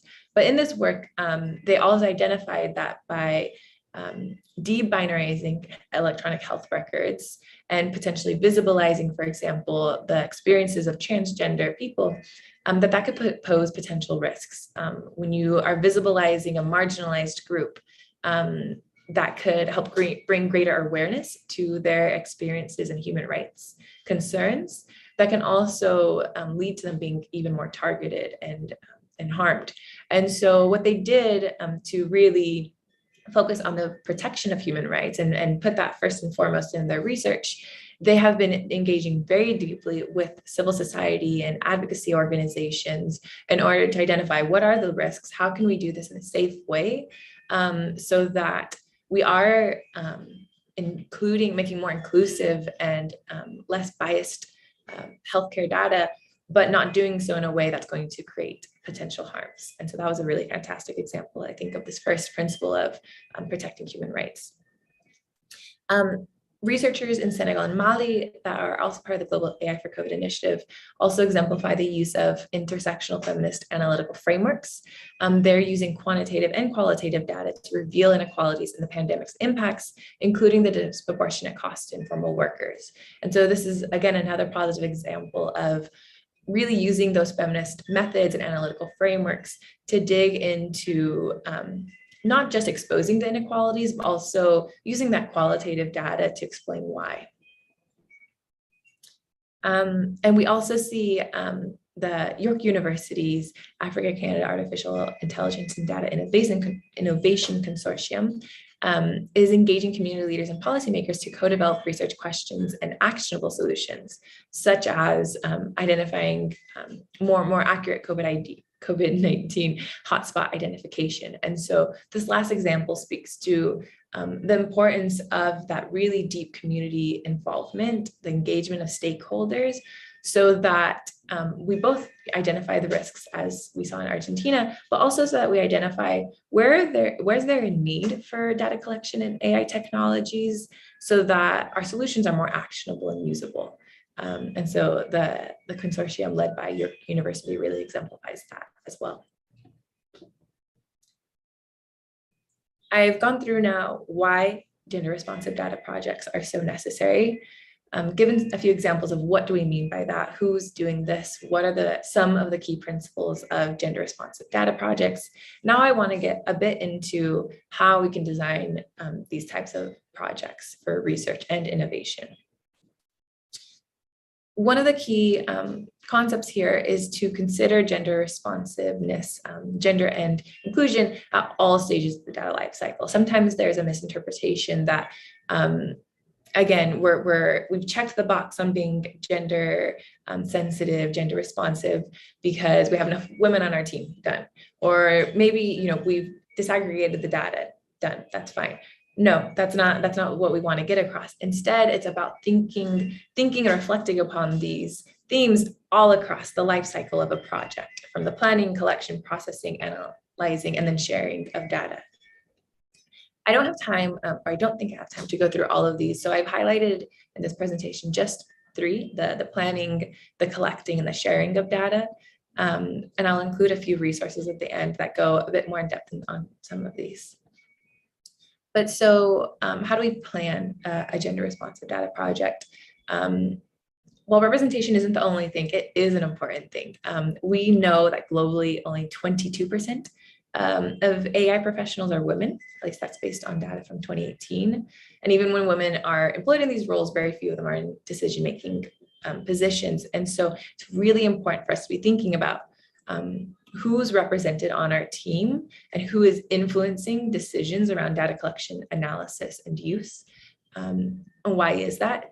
If our team is composed entirely of men or any other particular group, it's going to have biases towards that group, and certain things aren't going to be picked up. I think one of the examples I saw in the literature was in the US when they first were developing, Fitbits and these smartwatches, and they weren't collecting data on menstrual cycles. And this was connected to the fact that a lot of these teams did not have women, and so they didn't think about this. And so we not only lose sight of potential really great opportunities to use AI technologies and machine learning, but we're also missing perspectives on potential risks, right, of how projects can go awry. And so if you have a team with more diversity of life experiences, and this diversity is represented in not just the team in general, but in those decision-making positions, then you're going to be able to pick up on those diverse potential impacts, potential use cases, and it's going to lead to both a safer project and a more actionable or innovative project. In the planning stage, we also want to be thinking about potential risks. How might our proposed form of data collection present to data subjects and/or target beneficiary communities? How can we reduce these? This is so fundamental. It's fundamental to be thinking about these potential consequences and impacts early on, and to be developing a system to monitor them throughout the project, right? Because things change, the context changes. There's always going to be things that slip through, that weren't considered in the beginning. And so we want a really robust system for monitoring, picking up, and mitigating these risks. Lastly, in this planning stage, have we meaningfully consulted with data subjects and/or target communities concerning the design of the project, again, including intended and unintended impacts? This consultation process and the role of engaging stakeholders really throughout the data lifecycle is so fundamental for gender responsive data projects. And I think it's also important here to be thinking about, it's not just one of the areas in the AI and data field that we know is data protection laws governing how data is used there's been progress, but there's still some gaps. And so it's important to not only look at, okay, is my project meeting the bare minimum of what legally is okay? It's important to go beyond that and think about, given the community we're working with, what does informed consent mean? Does this mean just printing out a paper and checking a box? Does this mean having a conversation about digital rights and how data will be used? I should include some sort of communication of how the data will be used. But it's important to not just be at the minimum of what is legally required, and instead, in this planning stage, be thinking about what does informed, meaningful consent and consultation mean in my context, or the context of the project. And then when we get into the collection stage, again, we want to be asking questions about representation. Which communities are and are not represented in our data collection process? How can we integrate other data sources to complement and contextualize the proposed data collection method? At Ladysmith, our team are big advocates of the importance of mixed methods and qualitative research in particular.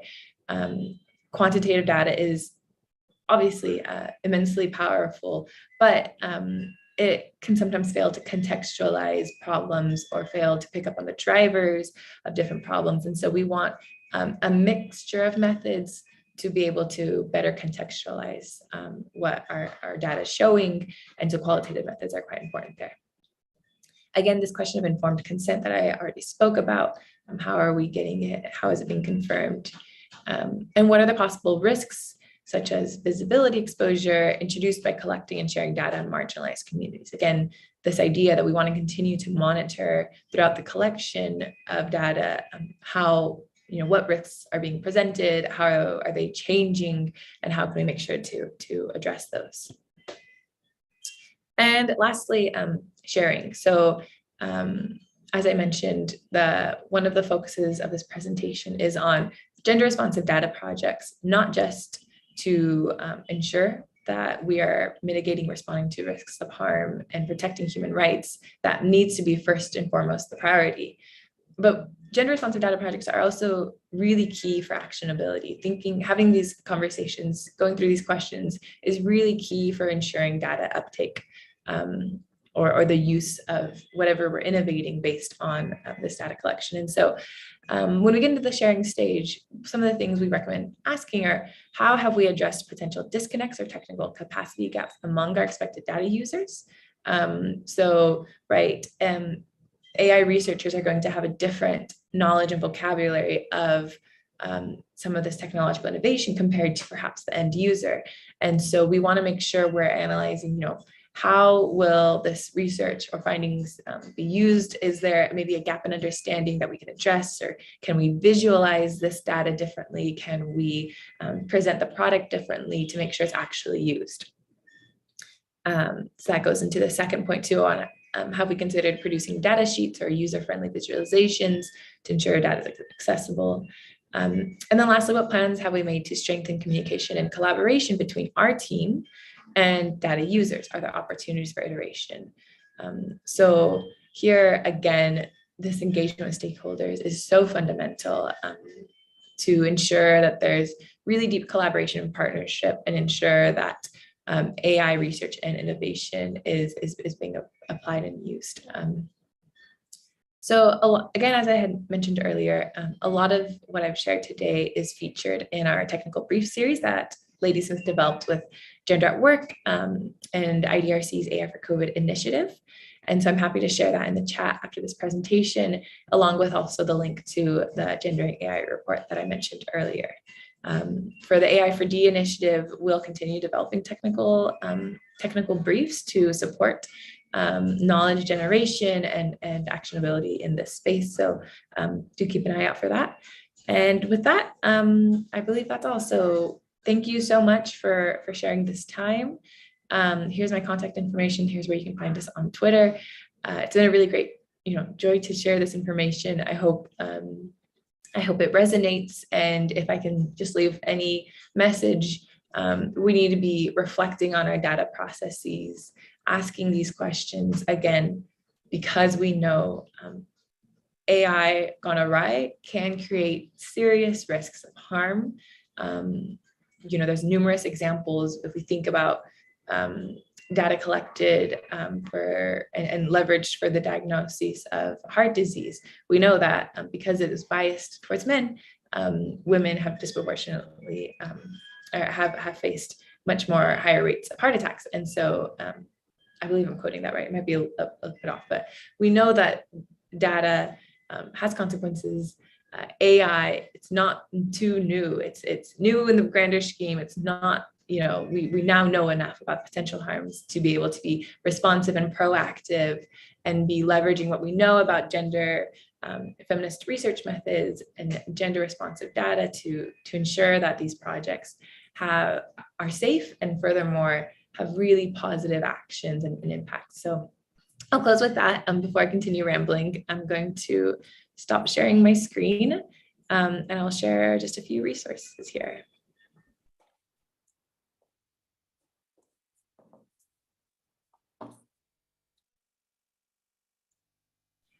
I also see Sabrina's message, and absolutely, I really thank you for this comment. Gender norms are different in different cultural contexts. And so this is again why it's so important for research and innovation to be locally driven, so that we're being responsive to these different nuances. We're not creating risks of violent backlash. We're being sensitive and yet still centering our work around international human rights and best practices. But Sabrina, thank you for that message. It absolutely is true.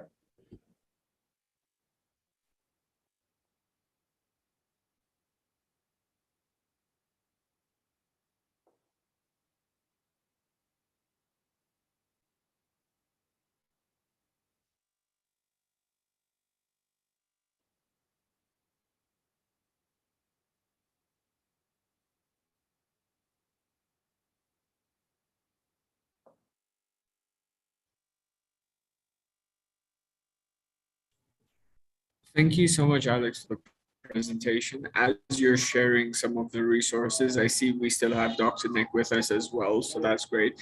So if we have questions for any of the two presenters, please do share at the moment because I see Dr. Nick might need to step out soon as well. So do drop any questions directly in the Q&A functionality. We'll give it a minute for questions.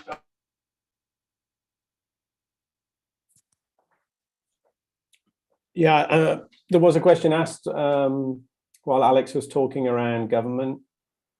I don't. Can everyone hear me? Yes, we can. Yeah, I mean, really, as I mentioned in my talk, the governments that are kind of jumping on this are doing so from a sort of tops-down policy perspective. I think Mauritius was the first African country to do so, followed by Kenya. And Kenya has a very interesting national strategy on blockchain and AI. It's actually a combined document. It's definitely worth reading. It's publicly available. And then you've got Egypt, Tunisia, and Nigeria that have followed suit. I mean, South Africa's 4IR Commission presented their findings and recommendations in end of 2019, but there hasn't been any progress yet in South Africa towards a national strategy. So I think there's definitely the governments that get it and are working hard with it, and it's a collaborative effort. So it's definitely government working with industry, startups, investors, industry associations as well can help lobby and act as a bridge between government and industry. So yeah, those are the observations I've seen mainly.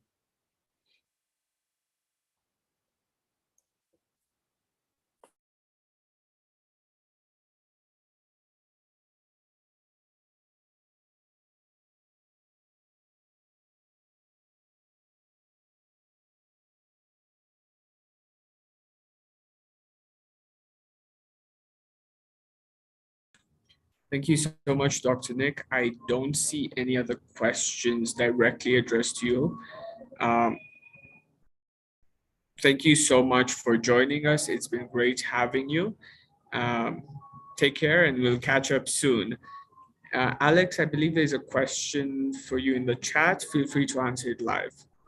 Yeah, no, absolutely. Thank you again, Sabrina. I really appreciate it. And we don't have a framework per se that I could share, but we are working on something at the moment that could be of interest.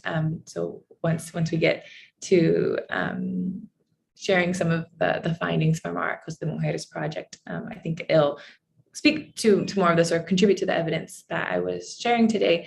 But also I really do recommend checking out the link, the AI4COVID library. Not only has a lot of great, oops, sorry, I reshared policy, not AI4COVID. Let me try again. So it's the covidsouth.ai. Okay, it's not letting me reshare, but the link I shared earlier on covidsouth.ai/research. There's a library there, not just a ton of fantastic resources around AI technologies in the context of the COVID-19 pandemic. Also great research from the Global AI4COVID partners, and also the technical briefs that I mentioned. I believe there's four in total. They're also translated both to Spanish and French. And they outline a lot of in much greater detail and with more cited evidence, some of the principles that I discussed today. And again, to this, importance of cultural context.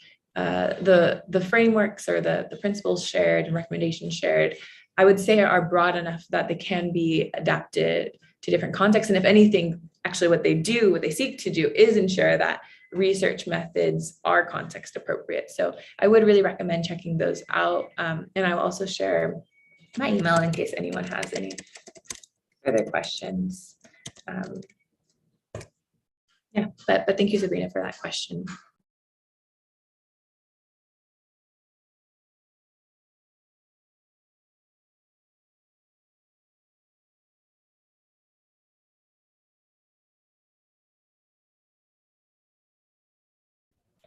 So we have a couple of questions coming into the Q&A. Governance of AI tools is critical, especially to protect the rights of citizens. What is the best framework that should be or could be in place for those who are in front at the moment?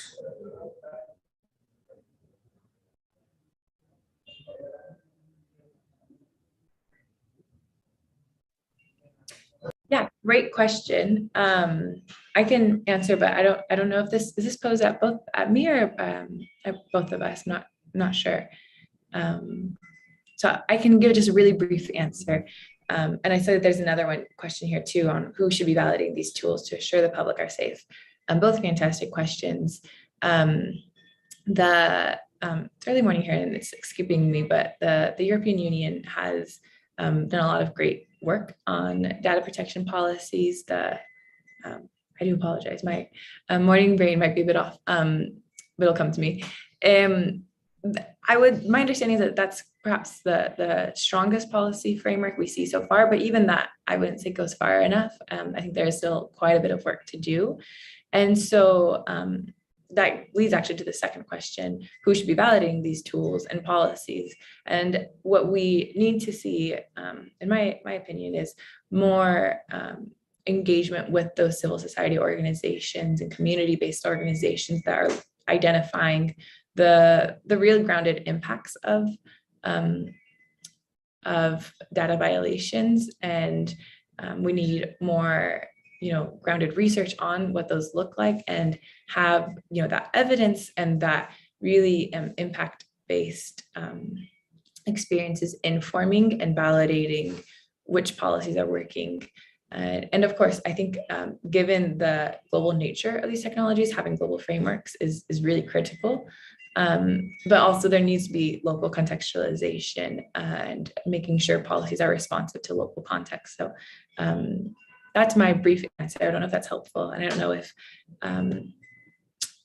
Dr. Nick has any additional comments or if that was directed at him as well.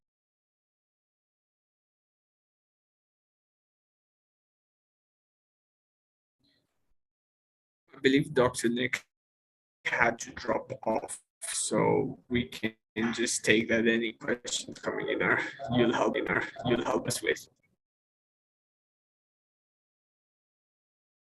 Great, and it came to me, the GDPR. That's the European framework that I was trying to think of.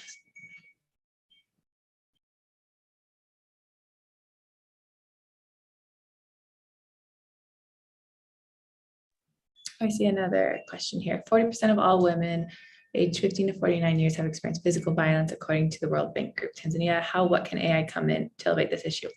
Great question. This is something that our organization has worked quite a bit on.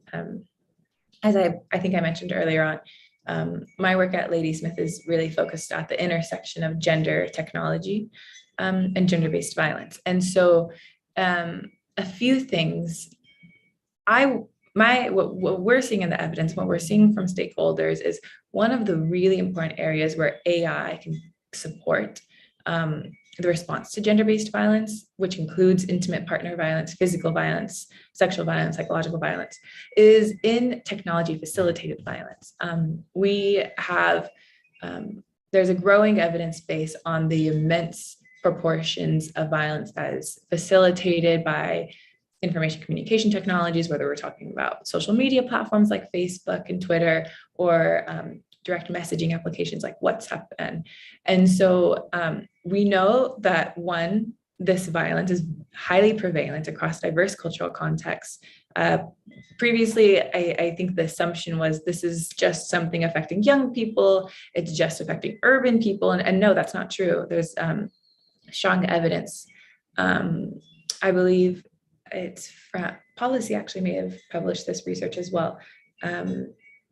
I believe UN Women also had collected this data, but rural women are also real targets of online violence. It's not just young people, it's across the age groups. Young people have disproportionate impacts, yes, but like this is not just isolated to young teenagers, chatting with their friends. So what we know it's happening to technology facilitated violence or violence against women and girls in digital context, lots of different names for it. But what we're talking about here it also has significant impacts, not just in terms of the harm of receiving a message or receiving a threatening message, hateful language. There's strong evidence in the United States that there's a direct connection between violence that happens online and violence that happens offline. There was a study using AI, I believe in the US, that found in I don't know if it was states or counties that where there was more violence online, there was more violence offline. It's an amazing report, and shows just how seriously we need to be handling this or thinking about this issue. And so that's where AI comes into play. Given the size of the global space, what happens online, the speed at which things happen online, traditional research methods for monitoring and responding to violence against women they're not enough. They're important, but they're not enough. And so AI technologists, I do think, have a real opportunity to support the prevention and response, the monitoring, the measurement of violence that happens in online or digital spaces. And in doing so, they're going to be also helping prevent and respond to violence that happens offline. Offline, if we're distinguishing between the two. And I do think what's really important as well to think about is, again, computer scientists have, such strong skills to contribute to this space, but it's also really important for this to always be in conversation with civil society organizations or service providers or experts who are looking at violence against women from different perspectives, whether it's, the perspective of providing services or collecting qualitative data. And if you have these consortiums and bring together these researchers and experts from different disciplines, I think there's a lot of fantastic work that has happened and needs to happen more to respond to violence offline or online to help prevent violence offline.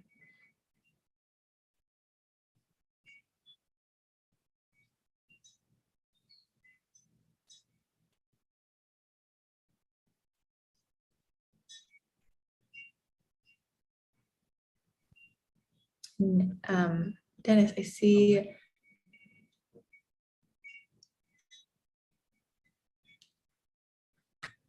Thank you so much.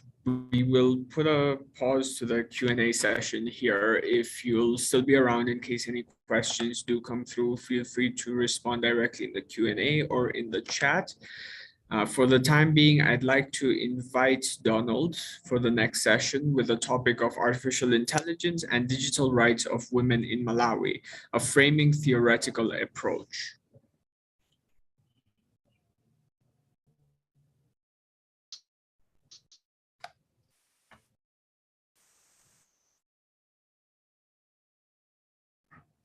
Thank you so much. I hope you can hear me. Hello? Yes, we can. Okay.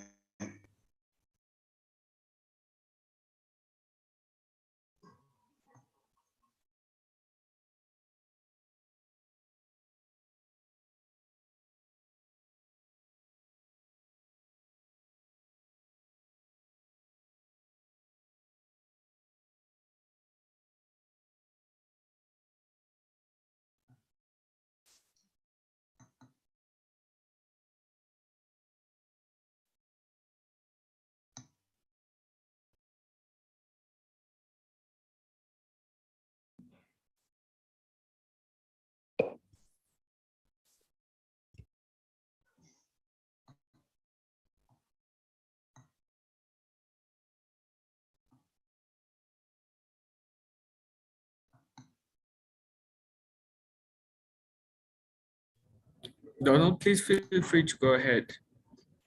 Yes, I'm just trying to share my screen.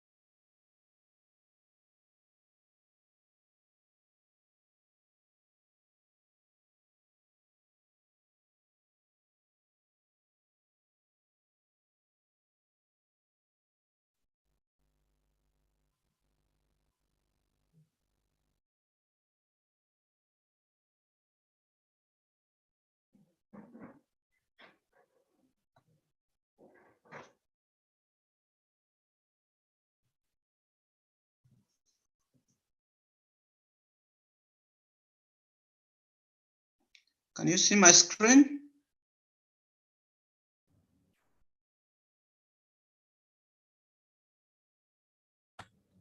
We could, but it's disappeared on my end. Can anyone else still see it?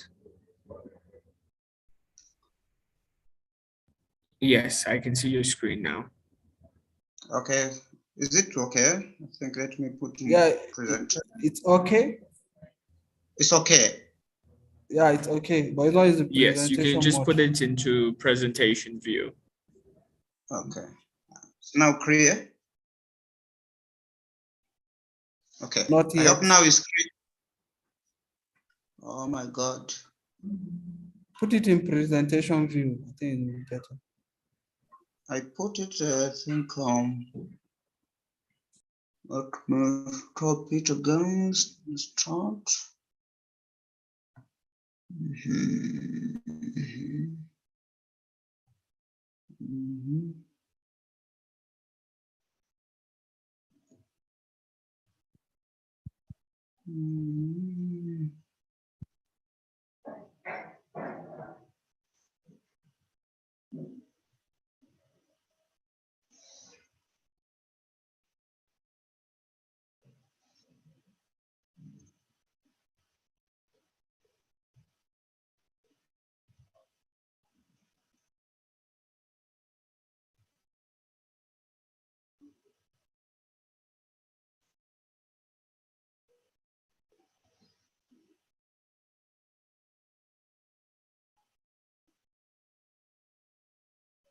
Can you see it?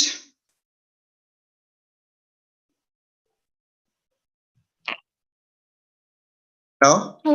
Hello, Donald. You can try to open that file. We can only see your, a page of where your files are listed. So we can't see the real presentation.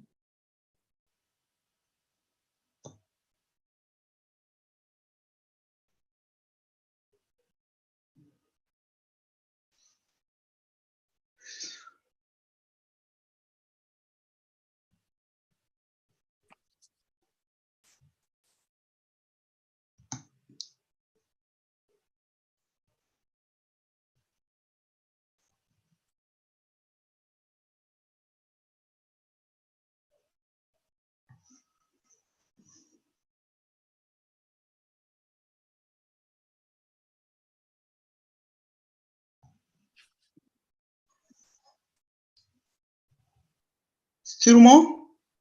Can you double click the file so that we can just see what the content is in?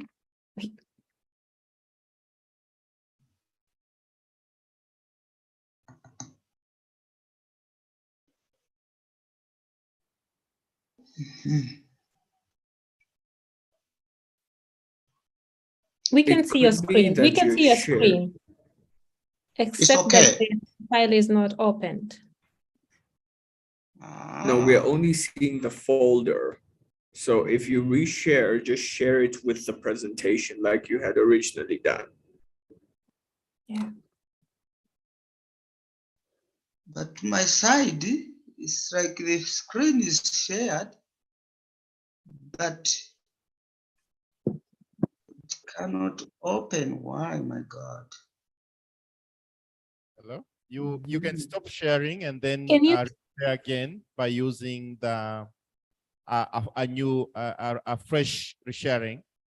Just stop sharing and then share your screen by clicking share screen button and then click on the presentation that you are sharing. Thank you. Okay.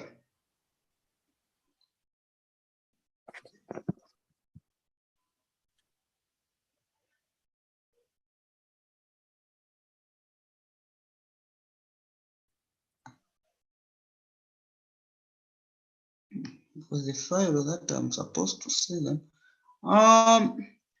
Can Madam maybe should share me there? If there's a problem, I can share my screen. I send it my presentation there. I can share. I think I have some difficulties here. Well, give me some few minutes to access your presentation.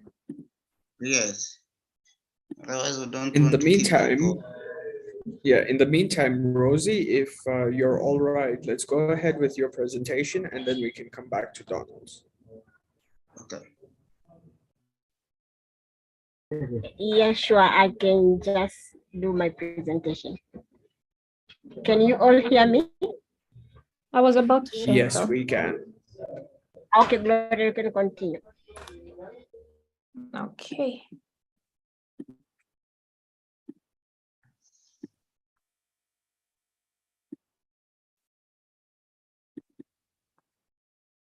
Can you all see this? I think that this is your presentation, Donald. Kindly confirm that.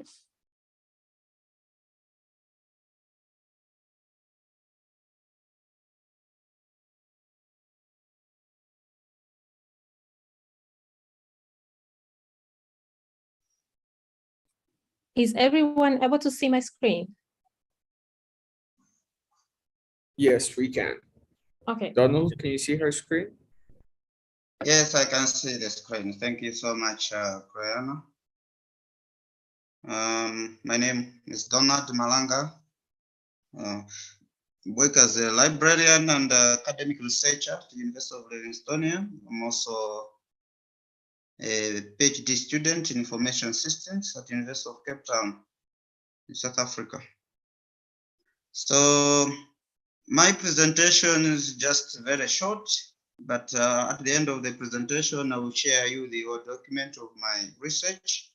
It's based on artificial intelligence and basically the human rights of women in Malawi. So we are looking at the impact of artificial intelligence on the protection of rights of women in Malawi. So what we are looking based on the introduction was basically looking at how women, possibly in developing countries like Malawi, frame or understand what meaning do they attach to artificial intelligence. So in order to understand, to conceptualize this, I used what I call the framing theory. This theory looks at how people conceptualize or understand a particular object in order to make an informed decision. So what we are looking at is we have seen various artificial intelligence initiatives taking place in different countries, particularly even in Africa. But how are these impacting the women rights, both offline and online context? So we conducted a study. If we go to objectives, you can go to objectives. Yes, so we wanted to analyze how women frame AI and digital rights and possibly identify some of AI initiatives being implemented in Malawi and how those rights, digital rights, whether offline or online, they're being impacted positively or negatively by artificial intelligence. Then finally look at possible digital rights implication on as they are trying to engage with AI. Next. So this study was contextualized in Malawi. You know, Malawi just got independence in 1964. Currently, based on the population census we had in 2018, there are almost 17 million people and almost 85% live in rural areas. And the country is agro-based economy, and you see that almost, if you compare on gender, you find that 21% are women, while 79% are men, and the numbers have remained the same over the years when it comes to getting engaged on non-agricultural wage employment. Next. Yeah, so when we look at in terms of access to ICT, there's some gender disparities. You see that almost 4.7% of women population now can browse internet. And there's again in terms of disparities in how one access computer, desktop computers, whether it is laptop, all these things, there's some kind of what called digital inequalities. However, when you look at our Republican Constitution, talks about giving a rightful, right to full and equal protection by law, and women having right not to be discriminated against on the basis of gender or marital status, even if they are participating whether on offline context or in digital spaces. But we have policies that are in place, like gender policy, ICT policy. They are all talking about protecting women online. But still more, we have challenges where still more women are highly curtailed because, culturally we talk of patriarchal beliefs, highly entrenched, and even attitudes, and so many cultural practices that affect women rights in one way or another. So when you look at gender inequality index, you find that Malawi ranks almost 173 out of 188 countries when you look at. So you see that gender inequality remains an existential problem mostly in Malawi even, and other comparable African countries. Next. So as I already alluded to, that this study was guided by theoretical framing theory. This theory looks at how people develop a particular understanding or a conceptualization of an issue, and they orient themselves to think about it and create a meaning to that. So to this context, we wanted to find out, when women hear about AI, what kind of meaning do they attach? What does it mean? So this theory helped us to unpack what actually women understand when it comes to, or the meaning that women attach when it comes to artificial intelligence and human rights in general. Next. Yeah, so in order to conduct the study, we used, it was more like a case study, qualitative. So we had to target like a panel kind of discussion. We interviewed prominent, some prominent key informants, from the academia, from government, NGO sector, government, private. So we tried to target these women and hear what actually do they frame AI, how do they frame AI and human rights and the interplay that exists between the two. Next. So the key findings were that at least we saw different meaning coming from AI.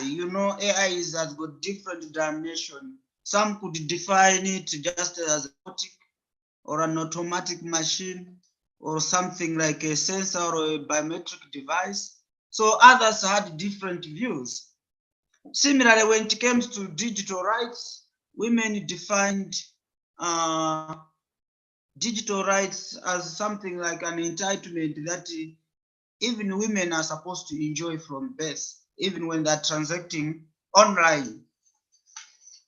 So they put different meaning, but what was important that at a conceptual level, women had to define what is AI and what is digital rights. They even went ahead to categorize the different kind of digital rights, like digital political rights, economic rights, and other freedom of expression online, issues of privacy. They also talked that as human rights. Next. So we also try to understand what examples of the, to understand what are the specific initiatives that are being piloted in Malawi. So we saw different types of initiatives, and it was encouraging that these initiatives are at a different level of implementation. So, and mostly there are partner being driven by, you know, international organization like UNICEF. We saw UNICEF partnering with Malawi University of Science and Technology to come up with a digital DNA project. And there is also artificial intelligence for patient diagnosis project. And there's also what we call missing maps project, data intelligence. All these things that are funded by, in one way or another, by Malawi government, partnering with the international organization. Next. So when it comes to how women framed to say, okay, what are the positive impacts of AI on women's digital rights? So it was interesting to note that women conceptualized to say AI could improve their social economic well-being if deployed using some kind of ethical standards which are based on human rights principles. So for instance, women viewed AI to have the potential to save women's lives in times of disaster. Yeah, for example, where there's a disaster, maybe AI can be used to detect the early warning system. For example, if there's a flood, you see.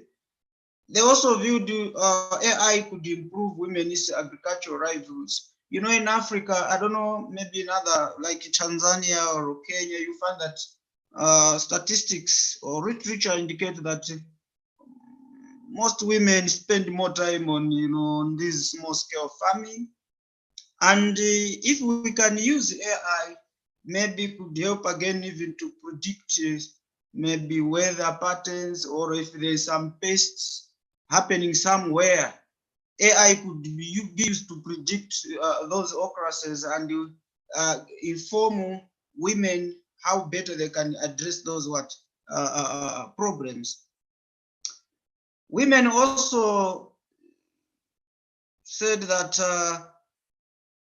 it could improve their social and economic inclusivity. For example, maybe if they are getting loans from the bank or whatever, maybe when AI is deployed responsibly, could eliminate some kind of biasness where, regardless of gender or what, women may find themselves having access to such economic opportunities. Even in terms of health, women also talked of AI being impacting their rights positively. Even in education or employment opportunities. We have also seen that women also saying that it could also promote fair criminal justice in a case where you are using AI in the justice systems, so that there's fairness.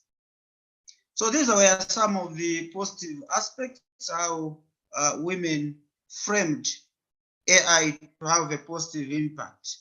However, when it comes to negative aspect, women also said that these ICT, these AI are not observed carefully. Whatever, that they remain gendered. So the same gender differences or whatever gender issues that I experienced in the offline context, they have been also reinforced in the digital spaces. So the concept of digital inequalities continue. Still more AI is not exception on this. So women view the AI can contribute to violation of what? Rights such as maybe could be privacy online, discrimination. At the same time, they said if proper registration and regulation are necessary to counter these potentials, then the situation could worsen unless we put proper registration and regulation in how we deploy artificial intelligence. So next, some examples. Women framed that AI could still continue discriminating, against women, even censoring dissent. We have seen in the context of politics how women they are being, this gender cyber violence is now taking shape. The same, for example, ICT that are supposed to empower women, they have become now weapons against them. So the same could be extended to AI. If they say a certain woman is very critical of government, they can use AI to survey that woman, like what we call online surveillance using AI. So that could put women's lives in danger if they are political activists. It's also came out clear back a bit. Sorry, It Donna, also came out. if you could, Yes. you could just use 2 minutes to wind up your presentation since we have Okay, another. Thank you. Thank you. So they also talked of issues of light drive or health could be a problem. I can imagine in a situation where you use AI maybe to predict a woman who is maybe cancerous, and she's told that maybe she will never have a kid, and that information get exposed out. That could be also a big problem there. At the same time, assuming you allow artificial intelligence maybe to do some operations and it make mistake there, we don't know who to blame. Should we blame the artificial intelligence or the owner who developed that? So these are the debates. Finally, next.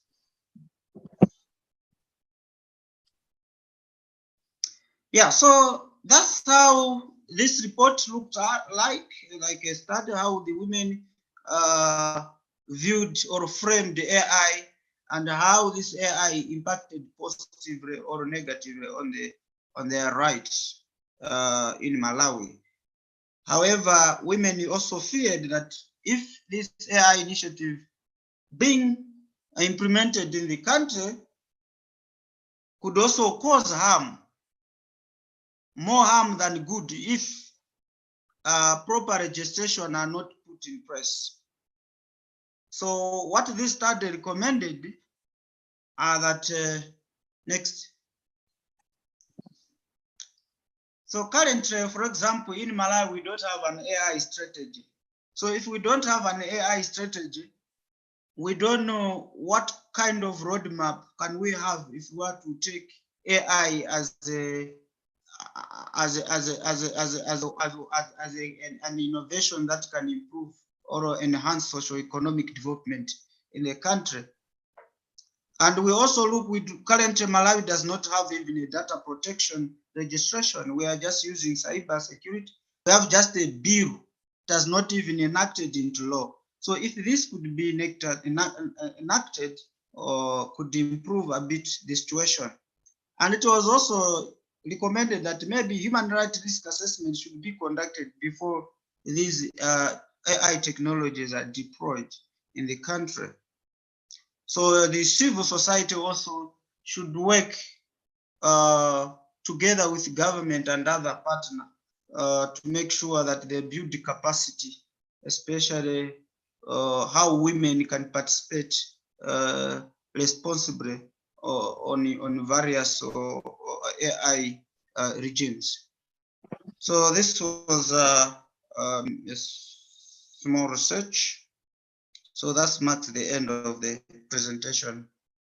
Thank you.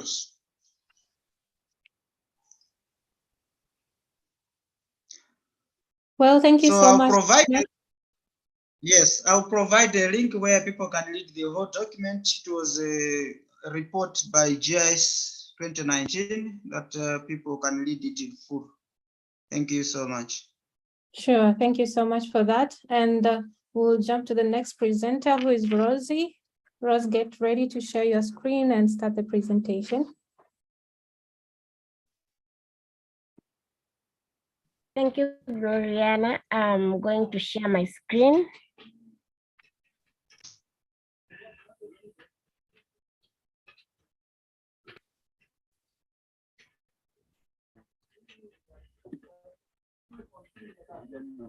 Okay, can you all see my screen?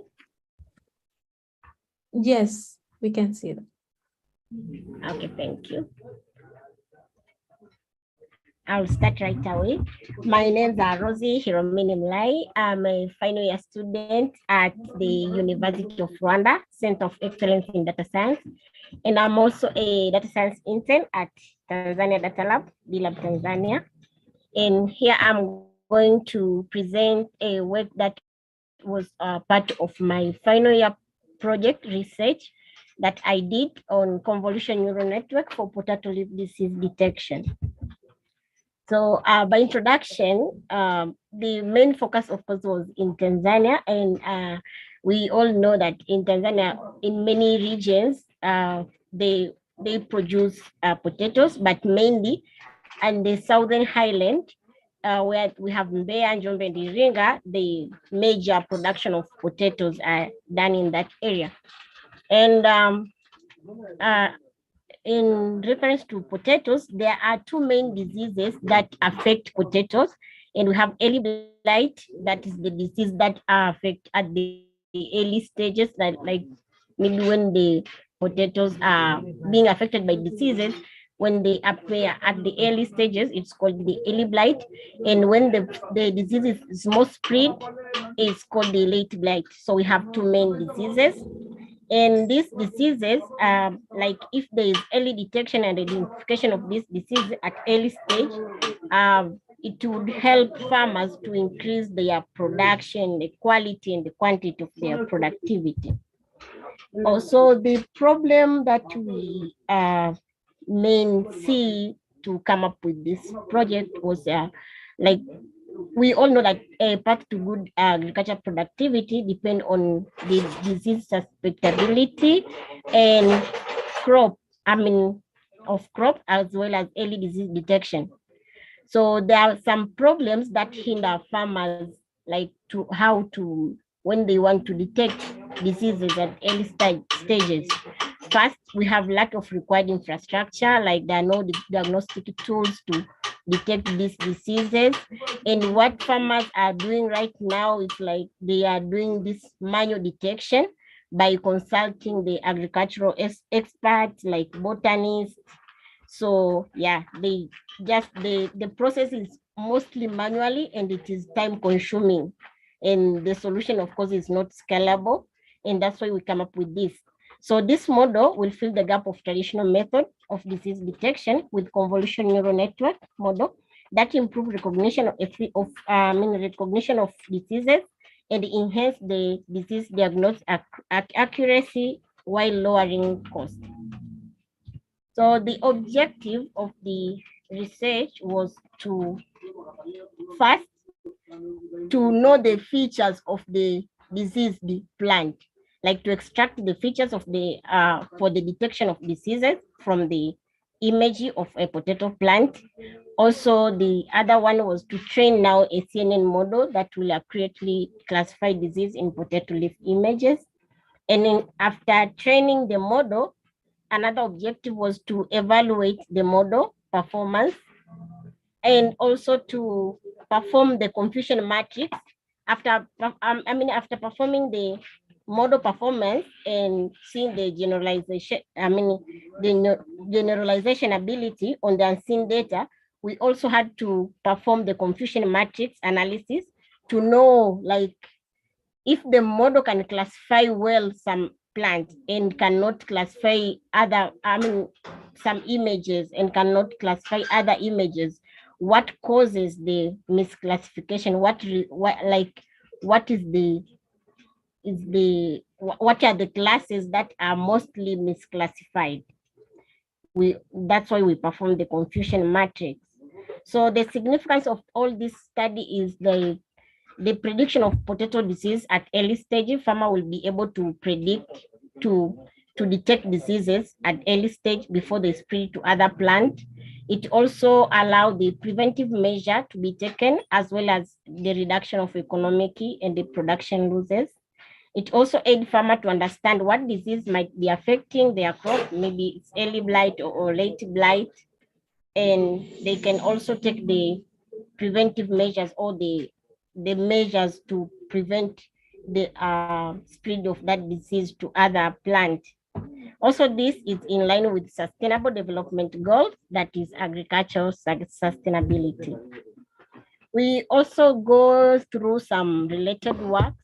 There are several research have been done on this field of machine learning and AI on like how to do the detection of diseases from plants, specifically potato plants.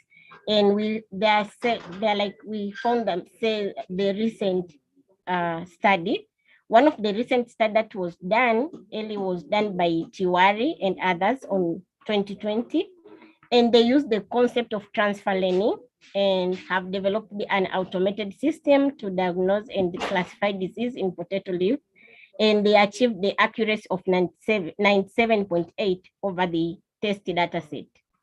They use the plant village data set that is commonly is publicly available, and they come up with this accuracy.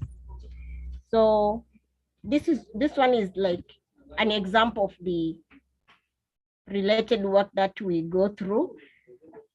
And the methodology that were used, first, data acquisition, we use the public data, and we use the plant village data set. And this data set is, as I've said, it's publicly available. And the images were taken under controlled condition. And this data set consists of 12 images. I also included another data set that is available, it's publicly available. It's a Mendeley data and these images were taken from Holeta, Ethiopia farm. And this data were used for testing. The plant village data set were just used for training the model, but for the testing, in order to see how the model can perform well on unseen data, we use the different data set, that is the Mendeley data. The methodology for processing data, we use the TensorFlow framework and Python language were used.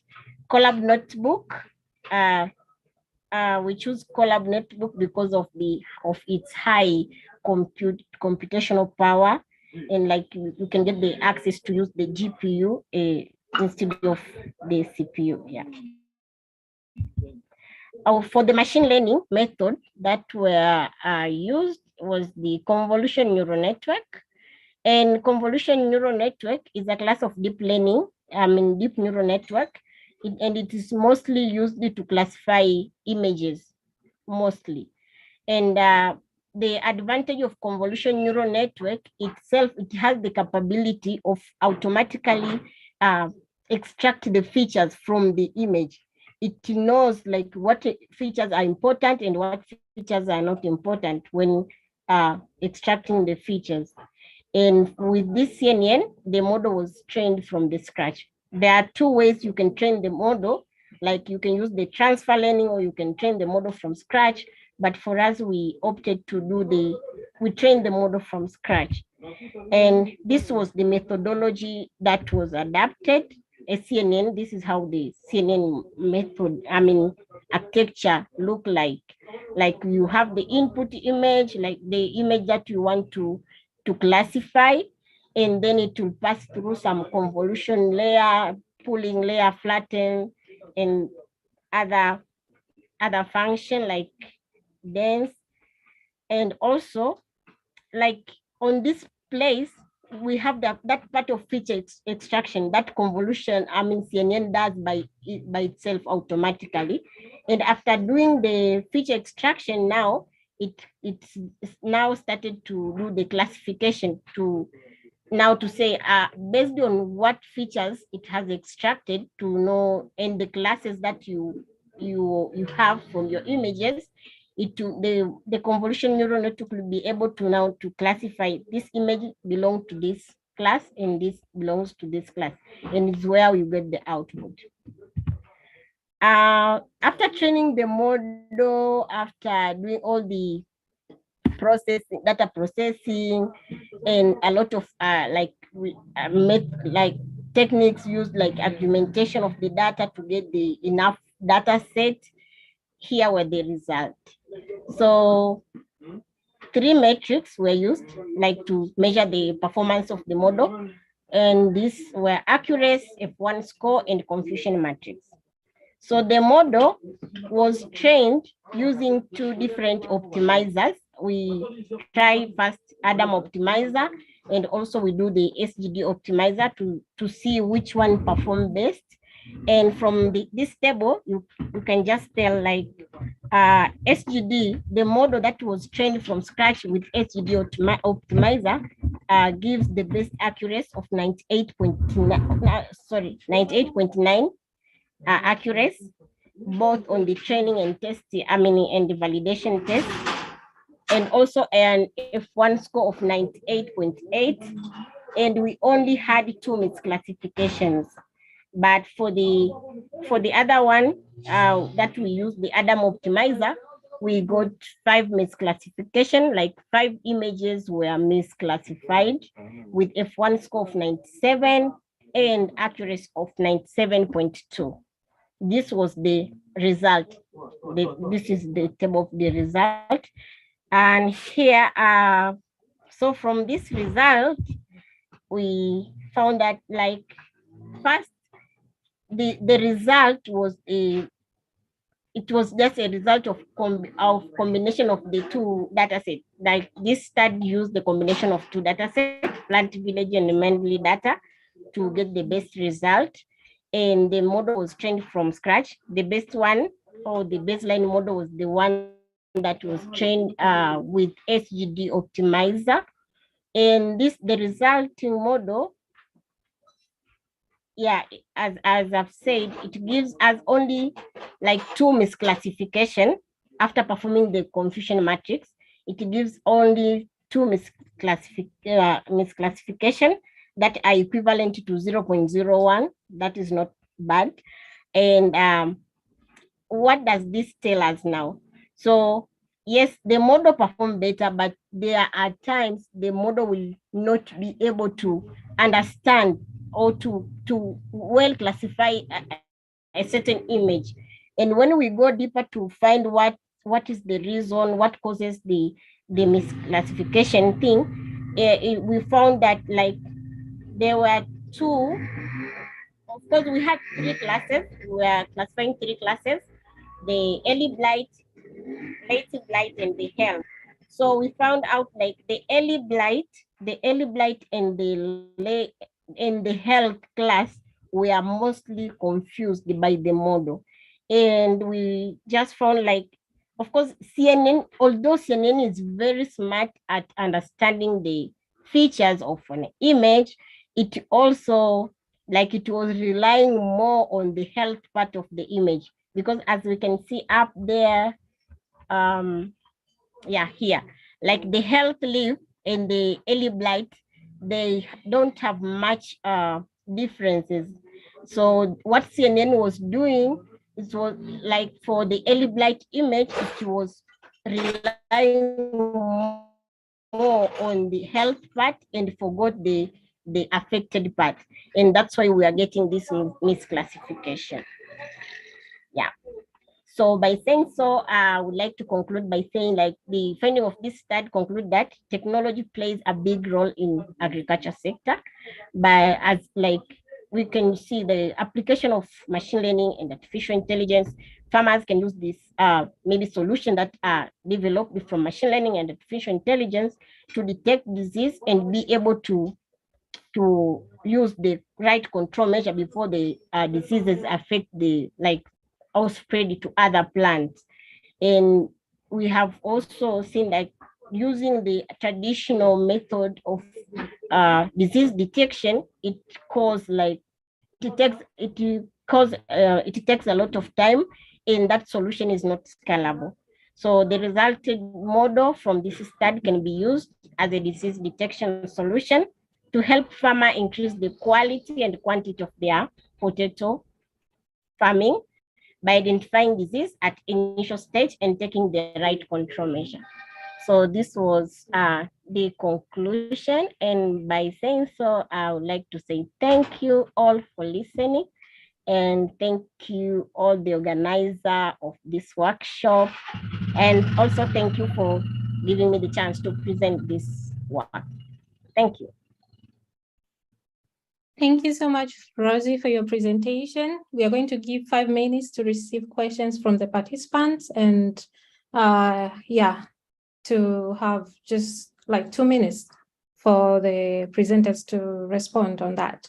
So we have one question from one of the participants, which is Wilson Chandemo from the chat. And this is directed to you, Rosie. Yeah, what was the reason for choosing Adam and SGD optimizers?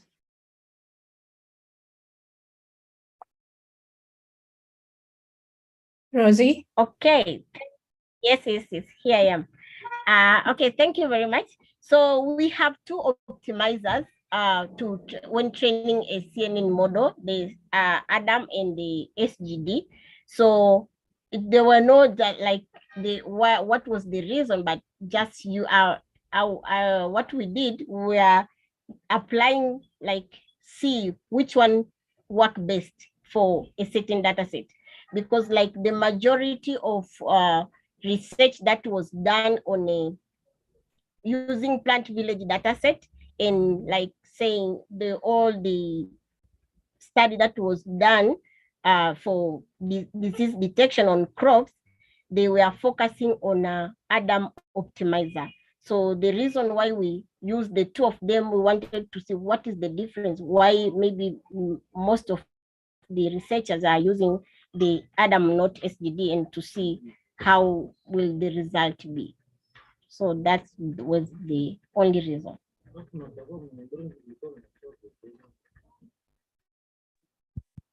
Well, thank you, Rose, for the reply. So we still have 2 more minutes to receive questions from the participants. If you have any, just raise up your hand or write it on the chat. And for the on-site participants, we would like to hear if you have any question from that end. Yeah, I have a question. Yes. Yeah, this is Salim Juani. Yeah, my question is about the data set. You use data set from Ethiopia. Your voice is a bit low. Can you hear me? Yes, now we can hear you. Yeah, my question is about the data set. You use the data set from the Ethiopia, you say, right? And your study, I think you did it in Tanzania, right? Then, don't you think your study is going to mislead the researchers or people who read your work for Tanzania? Because those data are from Ethiopia, and especially the environment are different, Tanzania and Ethiopia, the climate change. Thank you. Well, Rose, back to you. Okay, thank you very much for that question. Yes, it's very true. The dataset that we used was first from Plant Village and the other one from Mendeley dataset. And this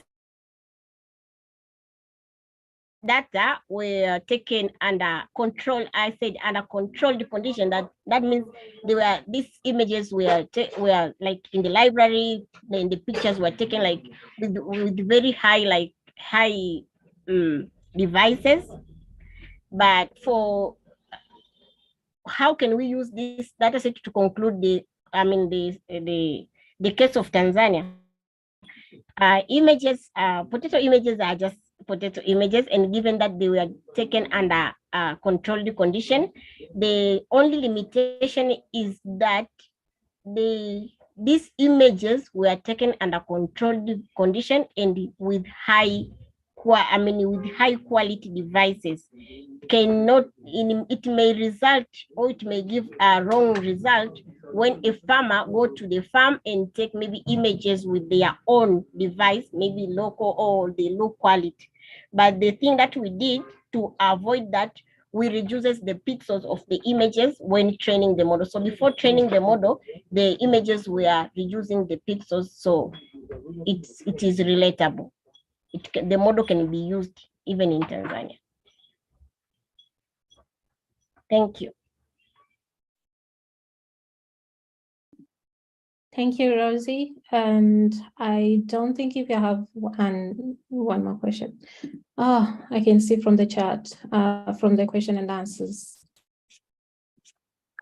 Do we have? Hello, I have some question. My name is Margaret Marongo, a student from Sokoine University. The main question is, Margaret, can you speak a bit loud? We cannot hear your voice. okay, the main question is about CNN architecture.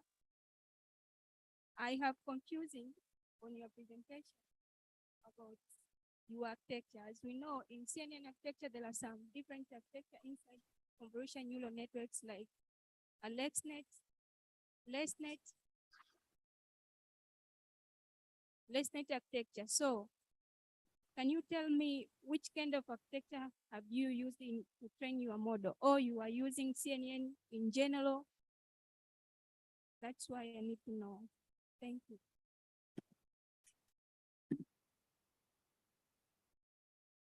Sorry, I did not get the question correctly.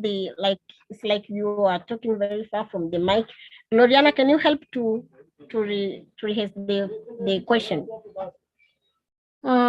Personally, I missed out the point, so maybe we can ask her to repeat the question briefly. Yeah, sure. Yeah. Margaret, we would like to hear your question once more. My question is, you have talked about CNN architecture. As we know, in CNN architecture, there are some inside some architectures. There are some type of architecture in convolution neural networks like LexNet, DG, and some other architecture. So my question is, in your model training, have you used CNN in general, and where did you show it? And if you are using CNN in general, for me, I did not see anything. I see a methodology, so I have confusing. Another question is, in CNN, there are some architecture. I need to know which kind of architecture you have been using, or you are training your model in CNN general. That is my question. Rosa, I guess you got the question. Yeah, sure. I got the question. The question is about, she's asking about the CNN architecture that was used, like the different architectures like mobile net and Google net and so on and so on. So yeah, we have so many architectures for the CNN. And as I've said earlier, for the CNN, to train a CNN model, there are two options. Like you can train from scratch, or you can use the transfer learning. So when you use the transfer learning is when you make the application of those Google net, AlexNet. There are so many of them. But for this case, I trained the model from scratch. So I defined my own architecture, and I don't know if this language will be accessible for everyone, will understand. Like I used like 3 convolution 2D architecture. I used one maximum max pooling 2D. So the architecture that I used, I defined it. Like you can define your architecture, how many convolution 2D you want to use, not applying those one that were already there, they were already trained with different data set, and you come to apply it. So what I did, I trained from scratch the model. Well, I think we do not have more time for questions. Let me just read a few questions, and these are directed to you, Rosie. And I think we only have 2 minutes to wind up this session. So we have a question from Dixon. What is the percentage of your dataset distribution between the testing dataset and validation dataset to avoid data biasness? Okay, I use the cross-validation technique, 80% for the training and 20% for the validation. Okay. So yeah, another question is, how was your class distribution like? So yeah, we had 3 classes, early blight, late blight, and the health class. So for the health, we have the distribution was 300 in every class, 300 images from every class. So the classes were well balanced. Okay. And another question is from Thomas Bascolo. Do you have further steps on making this technology accessible to the end users, for instance, running on edge devices? Yeah, sure. That will be the next step after this. So to come up like with a mobile application where user can use that model from their devices to detect diseases. Currently, the model is just in the Google Colab. Okay. Well, another question is from Victor. I would like to ask Rosie, how much is your model perform in real world? Okay, so since the model, as I've said, use the cross-validation, I use the cross-validation for the training, the test. The accuracy was based from the test and the training. And after that, I said I used the Mendeley data to test the model. So I was trying to take the image from the Mendeley data to detect, to see if it will give me the right class. If it's like taking the early blight and give it to the model and test if it will give the right class. So it only ended to that point. We have not go further to take images from the real farm and test them. Okay, so this is to say that the model has not been tested in the real environment yet. Sure. Okay, so Victor continues saying, for what I know is that the disease that affect the plant differs from place to place depending on the environment conditions. So what happens when you deploy your model and not perform well at the end, to the end users?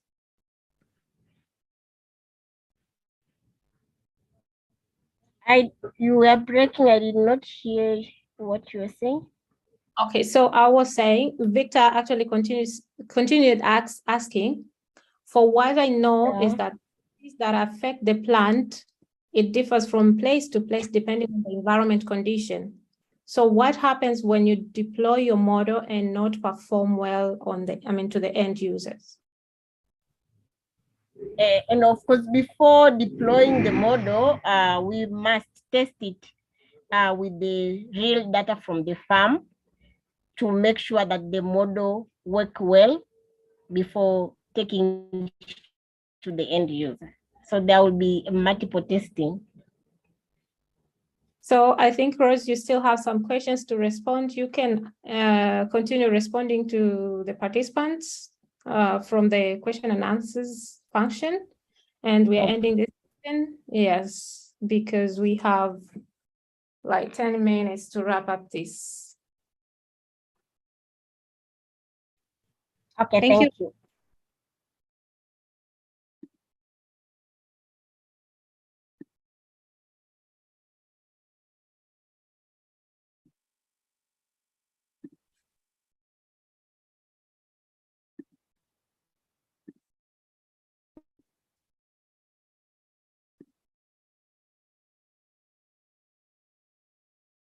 So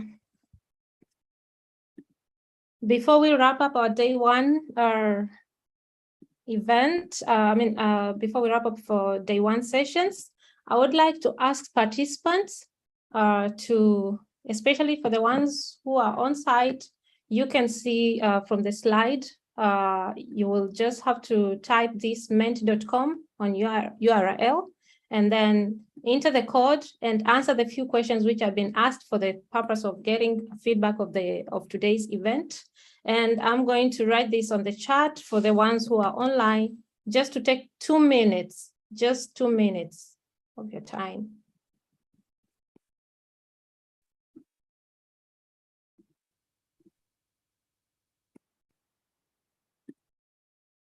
Yes, whether to your home, we can now write those URL and the code so that we can reply on the questions that are being asked. Thank you. Have you understood? Go to your browser. If you have your mobile phone, we have a Yes. free Wi-Fi here, which is very high speed. Then go to your browser, write the URL ment.com. Then it will ask you the code.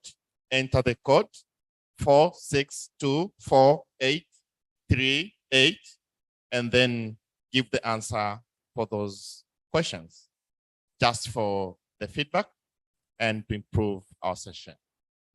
Kwa wale ambao tuko hapa, angalia ment.com, then utaandika code, nenda kwenye browser ya simu yako, andika code, then pray out the answer. If you have a laptop, you can do the same using your laptop. If you have a smartphone, you can also do the same using your smartphone. Thank you. And as you answer one question after the other, just click next to answer the next question. Maybe for the record, for the Wi-Fi password, we have the SSID AI4D, and the password is AI4D at 2022, small letters. For the Wi-Fi, we have the SSID called AI4D, and the password is AI4D at 2022 for those who are on site. Thank you.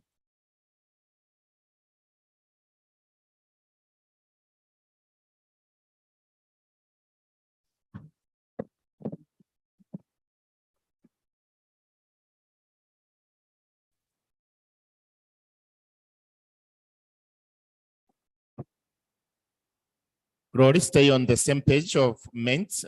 People are still writing before moving it to another slide. Thank you.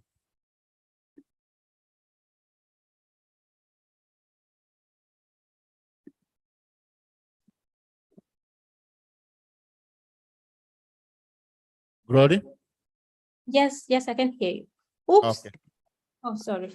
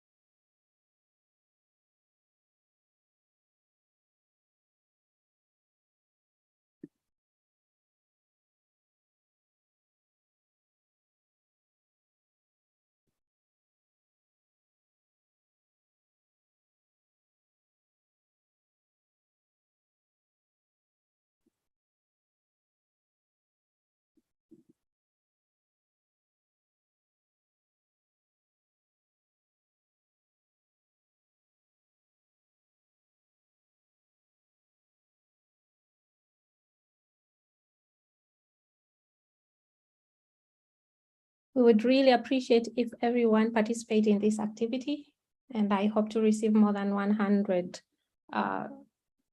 responses.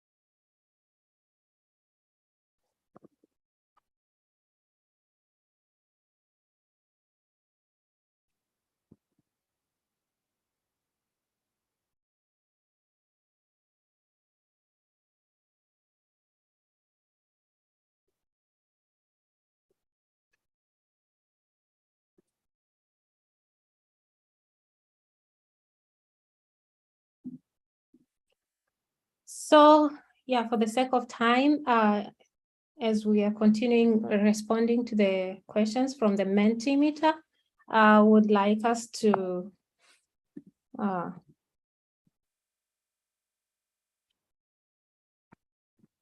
say a few things before we end the session.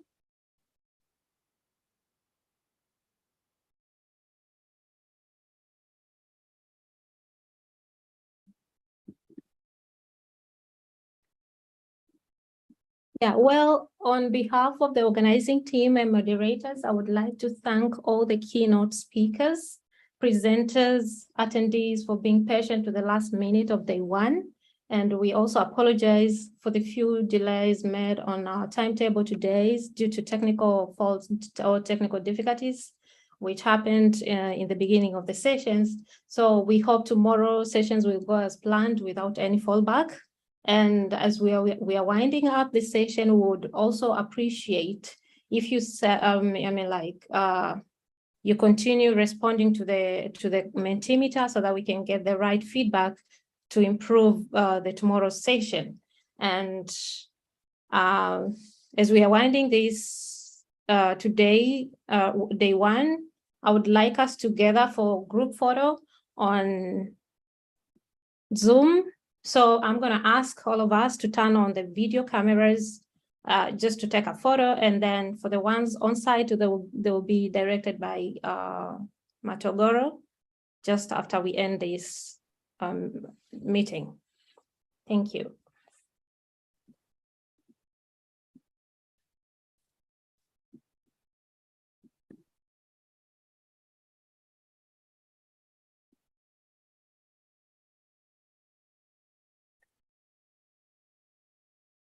So if you can access your camera, we would really like to see you, all the online participants. Just turn on your cameras.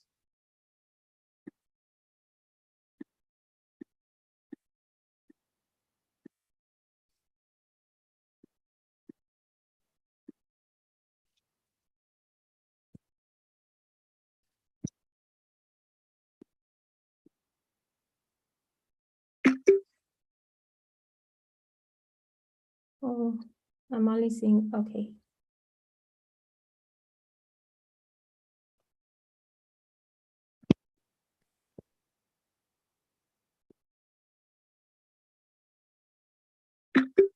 Thank you for that, although I couldn't get everyone's faces, but yeah, this is good enough. And I would really like to end this session today, I think, unless if there is anyone has anything to say,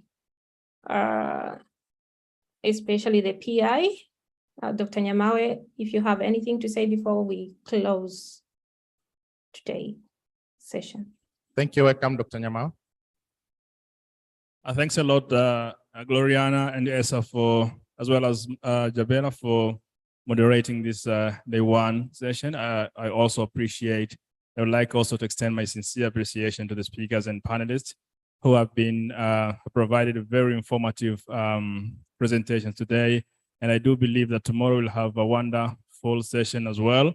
I also like to extend my sincere appreciation to the participants for staying with us for all this duration from when we started and until now we are closing. And I do believe that tomorrow you'll also show up for another interesting session. Thank you very much all for those who are online.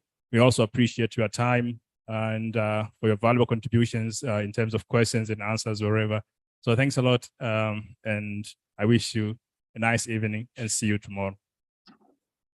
Thank you so much, everyone. See you tomorrow, the same time from 10 o'clock East African time. For the on-site, I think we have a group photo with participants. We missed it in the morning, so we can take it in this. So the participants with the organizing committee or the team project member of the project. So we can have a group photo down where we used to take the morning group photo. Iroko can guide us on that.